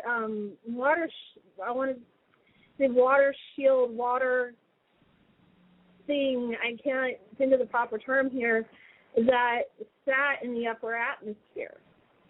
And what happened was that when the planet was moved by the Alcyons, because they were like, no, I want it here, it's mine. Being the people that they are. And the reptoids were also messing around with it, and it got moved to its current orbit. Prior to this, it was in an orbit that was about 5 days short in rotation. And when the planet was moved, the violent action of the planet being moved to its current orbit caused that water barrier to collapse and come to the surface, and that is what caused that and the melting of the ice caps at the time, and the melting of the ice off of Antarctica and the Arctic caused the rise in the oceans. And then there was a lot of land masses that fell at that time too, because you've got continent-sized Atlantis, you've got the continent-sized the Mediterranean, which is Syria, you've got the continent that was New / Pacifica that collapsed at that time. You have the continent of Lemuria, which is down where the Malaysian islands are, that collapsed and crumbled. You have Romania, which sat between Australia and India, that went into the ocean. And so it wasn't just a matter of the sea levels rising. It was also the action of the continental portions of these various old continents or old countries or whatever you want to call them, sinking into the ocean when mostly because of the violent shifting, and also when the reptoids decided, well, I don't like this country, I want to go into the ocean, which is what happened with Osiris. And that action caused these huge tsunami type waves to basically go around the entire planet. Okay. Next question. Let's see. This planet and humanity was meant to be in quarantine so that we can have our own experience while living here without interference from the outside, correct? That was what the whole notion of non-intervention was based off of. And essentially that was suggested by infiltrators who wanted us to turn a blind eye so that they could then come mess up everything. Okay, well, then it goes on. The more we research, we find out that a few cabal families had ongoing contracts with negative ETs and continue to screw us up really bad. Why has this been allowed, and why have the positive ones watching all of this unfold for centuries without making themselves known into the broad public, not just a few contacts, in order to create a fair situation to balance things out? President Eisenhower had been warned by the good ETs and not to do business with some Dracos, etc. Why did they ever show up in the public why didn't they ever show up in the public to warn us too? It doesn't make any sense to me. They, the positive ones, should have known that our political system is so corrupt and that only a few psychopaths are running this world, which then indeed made a deal with the negatives. All right, I will explain this again, even though we've explained this before. We actually First of all, answered the same question it was about an hour ago. Not known that it was in that situation, that this planet was that heavily infiltrated by reptoid sources. When intervention started happening again after the bombing of Hiroshima and Nagasaki and the testing of the atomic bomb put you guys back on the galaxy's radar, it was not yet known at that time just how bad the corruption and the infiltration was. There were certain subsections within the Galactic Federation of Planets that had been doing research and suspected it, but they didn't start getting the confirmation until the Eisenhower era. So when they first came and spoke to Eisenhower, they did it under the assumption that it was exactly what it appeared to be, a bunch of F-ups doing it to themselves. Now we know better. Now we know that the Draco and the Hydra have been involved since at least 26,000 years ago, and we're working to rectify the situation. Okay, the next question is another one that has to do with 9/11. Someone reported, now I don't know who the someone is or anything else or where their source is, that on 9/11 there was a hurricane approaching the area. Could it be that in an attempt to steer the hurricane and turn it to where they wanted it, they accidentally used some sort of energy beam that ended up destroying the Twin Towers, then to cover it up I think and that direct attention away from the weather, they placed planes and terrorists into the picture? Oh, I don't think that. I think, if anything, the hurricane was incidental. I don't think there was any such thing as accidental. I don't remember there being a hurricane. I don't remember that either. But there was nothing, absolutely nothing at all accidental about what went on. There was too many things that went to benefit the Cabal about that incident for it to have been simply an attempt to steer a hurricane. Look at who benefits. That we can trace the final stages of the Cabal's takeover, kicking it off to high gear. We can trace it to 9/11. If you guys research, and it's on the internet, Operation Northwoods, which was written back in the 1960s, it basically is almost exact play-by-play of what was planned for 9/11 with, some tweaking along the way. And then go to veteranstoday.com. Read the articles that are in the 9/11 section, especially the planes, no planes, and video fakery. It is probably one of the best pieces you can get on what really happened and how it was done. Those planes were holographic. They weren't even real planes. Yeah. Okay. And not nearly as many people died as were claimed. Right. Okay. Could you please give me the proper name of the being who is our sun? If possible, could you give us any insights as to his or her personality and what it thinks about this Earth situation? Further, is the sun the original power source of our solar system, or was Saturn? Can you give any insight into our solar system's real history? The sun was the original power source, has always been the original power source of the solar system. I suggest looking up Alex Collier and the Zenites. They have a lot of good information. Sol is the being's name. That's why we call it the solar system. As far as Saturn being the original power, no, Saturn's, another planet. It has some play in, the things that have been going on, but it's just another planet. It was never the original source of power for this solar system. And it's not as big, bad, and spooky and evil as people are making it out to be. Okay, and here's a surprise, a question for me.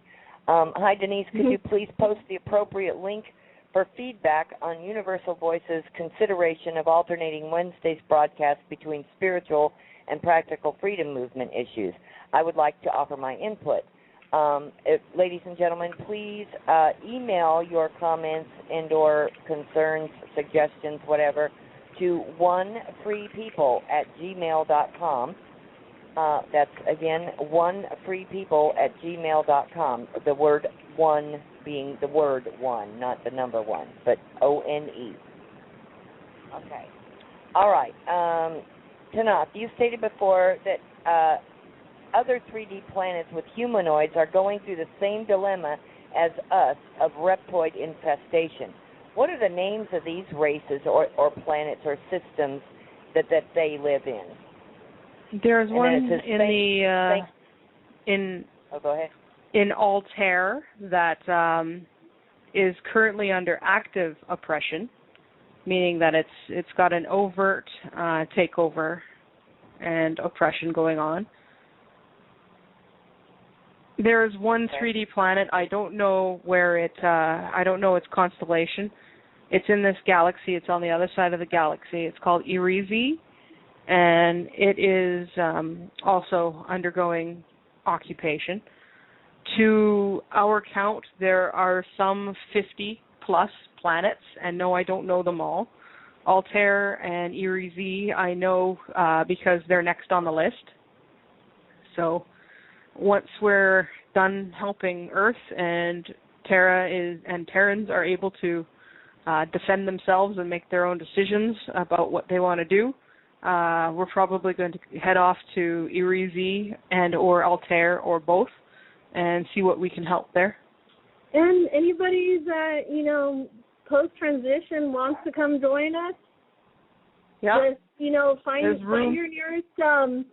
your nearest Federation building or your nearest Silver Legion recruitment center, and walk right up and say, "Hi, I want to help,"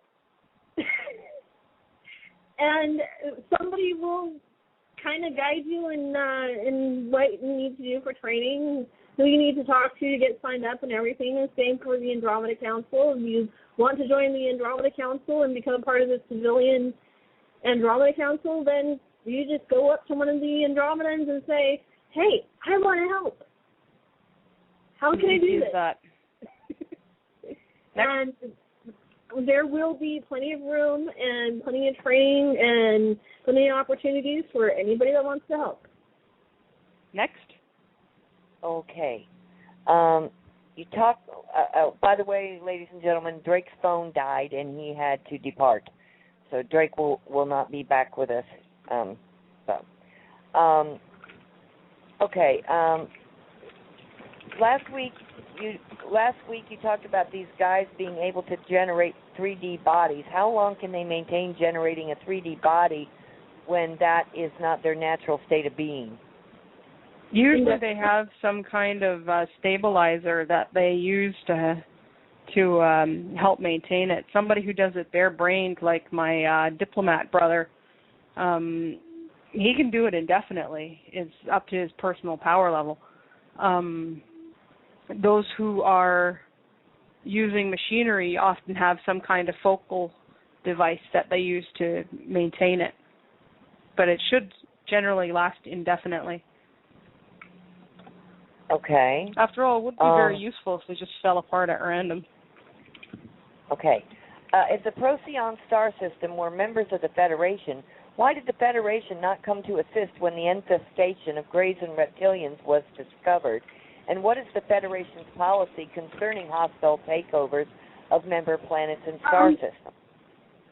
They actually became members after infiltration. And as far as response for attempted hostile takeovers, the Federation's first response is to prevent it at all possible. And, if you can't prevent it, we go in and we do whatever we can to assist to remove the infiltrators as quickly as possible. As far as any details beyond that, it's tactical information and classified. Okay. What would others perceive if one were to ascend before the Earth? You'd probably either appear, vanish, or die. So it would probably be distressing for your relatives. Okay. can you say with 100% certainty that once we ascend to 4D, there will be no more wars of any kind? No. No. We never claimed there would never be wars of any kind. Those who wish to live in peace will have every opportunity to live in peace and will never need to face violence ever. Because those who are warriors and wish to defend the peaceful will always be on the fringes doing so, protecting you from incursions. Terra is a frontier planet. Because of this, we see more than our fair share of BS. The inner worlds that are longtime members of the Federation and the Andromeda Council are extremely peaceful. They don't see a lot of war.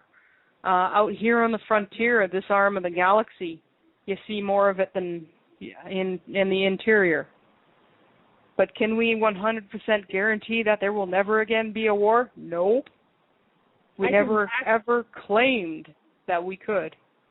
I could actually say with 100% certainty that there probably will be. Yeah, we have to. After all, Go Free, Altair, and Irizi. And I'm not even sure how to say the name of it. Yeah. There's going to be, for some time, excitement for those who like that kind of thing. And those who don't will have ample opportunity to live in peace. Yeah. There's something there for everyone. Conflict exists all the way up to existence level. Yep. And it is in part because it's when we are in conflict that we advance the fastest as individuals and as groups. It does serve a role, even as unpleasant as it can be. It's a catalyst for change, albeit not always a nice one.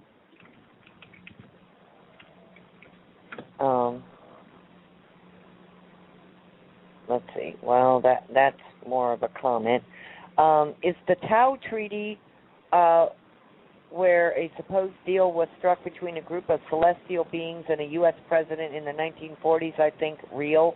And if you are unaware, it was a deal that gave allowances for these celestial beings who were allegedly from 40,000 years ago, our future, to abduct humans every 9 years in return for technology. Okay, yeah, that treaty was real. I don't know why they call it the Tau Treaty. That's a little misleading. It was a treaty with the Greys and the Reptoids, and the Greys presented themselves as from 40,000 years ago. That isn't necessarily the case. 40,000 years in the future. Yeah, that isn't necessarily the case. What it is they basically lied to get certain concessions out of the U.S. government, which the U.S. government at the time, that particular faction being run by the Cabal, would have agreed to anyway, in order to basically get their way in terms of abductions. And then they proceeded to exceed what they agreed to in the treaty anyway. So, yeah, that actually did happen. It was with negatives. Okay, next question. It was negatives making deals with negatives. Oh, okay, gotcha. Okay, question. As we shift to a much higher vibratory rate, what materials, as in fabrics, etc., will not be altered or destroyed? I'm in the process of designing a line of comfort items for children, such as blankets and stuffed animals, and I need them to withstand the coming changes because that's the whole point that I'm making them. Thanks in advance for any suggestion you may have. I'd hazard to guess anything made out of minimally processed and natural materials is likely to last longer and be more persistent than that made out of synthetics. So cotton that I'm currently using to knit this dish towel is probably going to last. Okay, so make things out of natural cotton fibers and this, that, and the other thing rather than plastic. Okay. Synthetic nylons and this, that. Considering that, these are going to be for children, and knowing that children love whatever they get to death, them putting their love and energy into these objects, and the lady that's making these objects putting her love and energy into them will help them persist a lot longer as well. Yep. Okay, cool. Okay, this might be a bit silly, but did the reptilians make some of us real hairy in order to give clout to the Darwinian thing? I'm like a bear, and I have to shave my eyelids. Ha ha ha. No, there are some species that just tend to be naturally more hairy than others, like some species of humans. Yeah. Okay. It's nothing. There's nothing wrong with it. Okay. Once we transition to 4D, can we travel and visit our loved ones who chose to stay in 3D and vice versa? Yeah. Yeah, there will be opportunities for travel and to visit loved ones. It's yeah, you're not going to be closed off from them. They're not going to cease to exist to you. You're still going to be able to talk and travel, and you know, we might have to declare new holidays, but go home for the holidays. Okay. Am I correct in believing that paganism was pirated, robbed of the good white magic, and then trashed with the label of dark and evil? Haven't many ethnicity and communities received the same treatment? Thank you. Yes, there was a lot of demonization of basically anything that empowered the individual. There was demonization of that. And it was said it was called something bad, you know, so that you would follow somebody else's authority. Yeah, and I mean even those that were involved in living in harmonious, in living in harmony with nature and everything around them were demonized for the same reason. Yep. Okay. Do people on other planets landscape their yards and mow their grass the way we do here on Earth? Usually animals mow the grass. Mm-hmm. As for landscaping, yes, there is purposefully planted plants and, you know, stuff put for decoration. But it's very much in harmony with the the ecosystem and the biosphere there. Okay. All right. If some people would like to leave this planet before the change happens, wouldn't they need to find out about it soon, and also when it is going to happen, maybe 6 months in advance, so that they can decide if they will or won't leave? They also need to prepare for it mentally, since it's a very big decision. Again, therefore everybody needs to know in advance so that they can prepare themselves for whatever is to happen. When and how would you know in advance, if at all, when even the ETs don't know and don't say anything? We're working on that. I agree with you. They agree with you. This is why they want to do that. We've been working on that. For technical reasons, it hasn't been possible yet. And trust me, we feel just as urgent about it as you do. Okay. Yeah. Tolek's website mentions that men and women will be considerably taller in 4D. He says that men can be an average of 7 feet and women at least 6 feet. He also states that men will weigh 10 to 15 pounds and women 7 to 10 pounds. Is this correct or a typo in the Andromeda Council website? No, he said it often enough on the radio and repeated it in text that I would say that it is definitely not a typo. Yeah, and I mean, but it depends. I would say it depends on the individual. There's races out there that range from the Chalcedians, for example, that range from around 6 feet to 8 feet. The Zenite, which Alex Collier communicates with, they average between 7 and 9 feet, and then you've got ones like the Procyon. Our favorite, the Procyon, often up to 15 feet tall. Yeah. And our favorite Androni, who run about 5 foot nothing to 5.5. Yeah. Okay. And you know what? They'll still take down a reptoid in 30 seconds. Now, again, I apologize. We have a lot of new people and everything, and so some parts of this question have been answered numerous times, and then other parts are not. Will Earth ascend without our solar system, or will our solar system ascend as well? Or will our galaxy, best of my knowledge, the whole galaxy, be ascending? It is the best of my knowledge, it's Earth and Earth alone. Yes. Okay. How will the shift happen? Will fourth density be generated locally by our galaxy as a field around our galaxy, or will it be a shift of the mass to another universe or plane or plan? Not another universe. Hi. We got disconnected. Yes, you did. Okay. And I brought you in. I brought you back in. We only have about 5 minutes left, honey. Okay. But I knew you couldn't dial back in after when we're in overtime, so I brought you in on my Skype. But now you're piggybacked. Okay. I'm going to ask you, honey. We've only got about 5 minutes left. I'm just going to ask you. I don't know if we got that one question really answered, but I'll ask you one more question, and then I'll ask you for closing statements. Okay? Okay. Okay. All right. Please clarify about moving to fourth dimension and the changes in our body and healing. Will the healing be an automatic change involving these light chambers or other such technology? This automatic change is what Tolak speaks about. Is that correct in your... It's automatic. There's no requirement for a light chamber.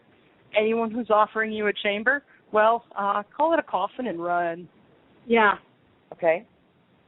It there. is the Galactic Federation of Light that keeps speaking of these light chambers being placed in every home and a mentor with every person. Yeah, and the Galactic Federation of Light is the Reptoids, as we've mentioned multiple times. There will be mentors available, but not in the way that the Galactic Federation of Light presents. Not in every home. We don't have personnel for that kind of thing. Yeah.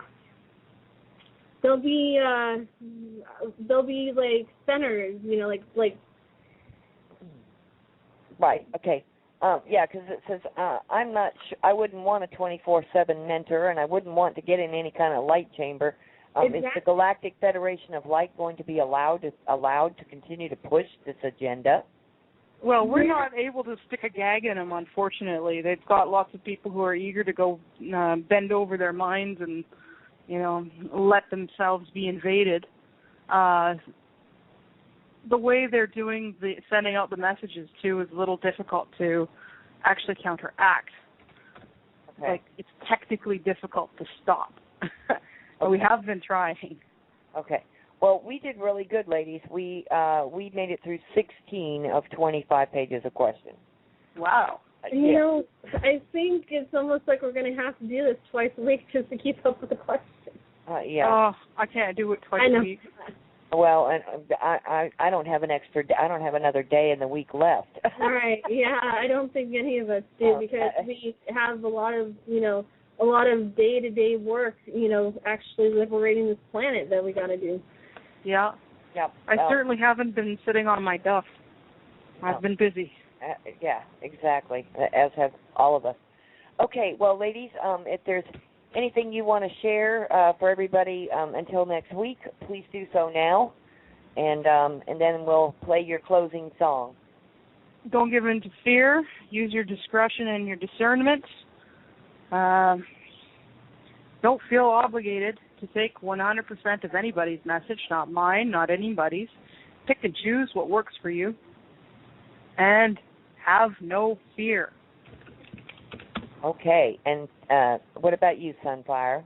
Try to be as honest and true to each other and to yourself, and try to make as many decisions and things as you can from a position of love. It's great piece of advice from this Sayus, and I want to echo that. And know that the world's not going to end. It's still going to be here for the next billions of years, so, no worries about that.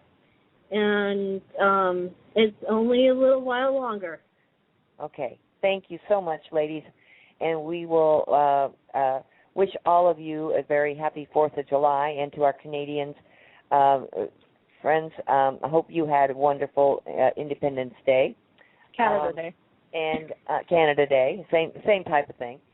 Okay, and I have 2 Sam Roberts songs, Tanaath, and one of them is Brother Down, the other one Higher Learning. Which one would you like me to play as a close? Play Higher Learning. Okay, we'll do that. Okay, ladies and gentlemen, happy 4th of July, and to all my fellow Americans, and to all of you out there, have a safe and happy holiday weekend.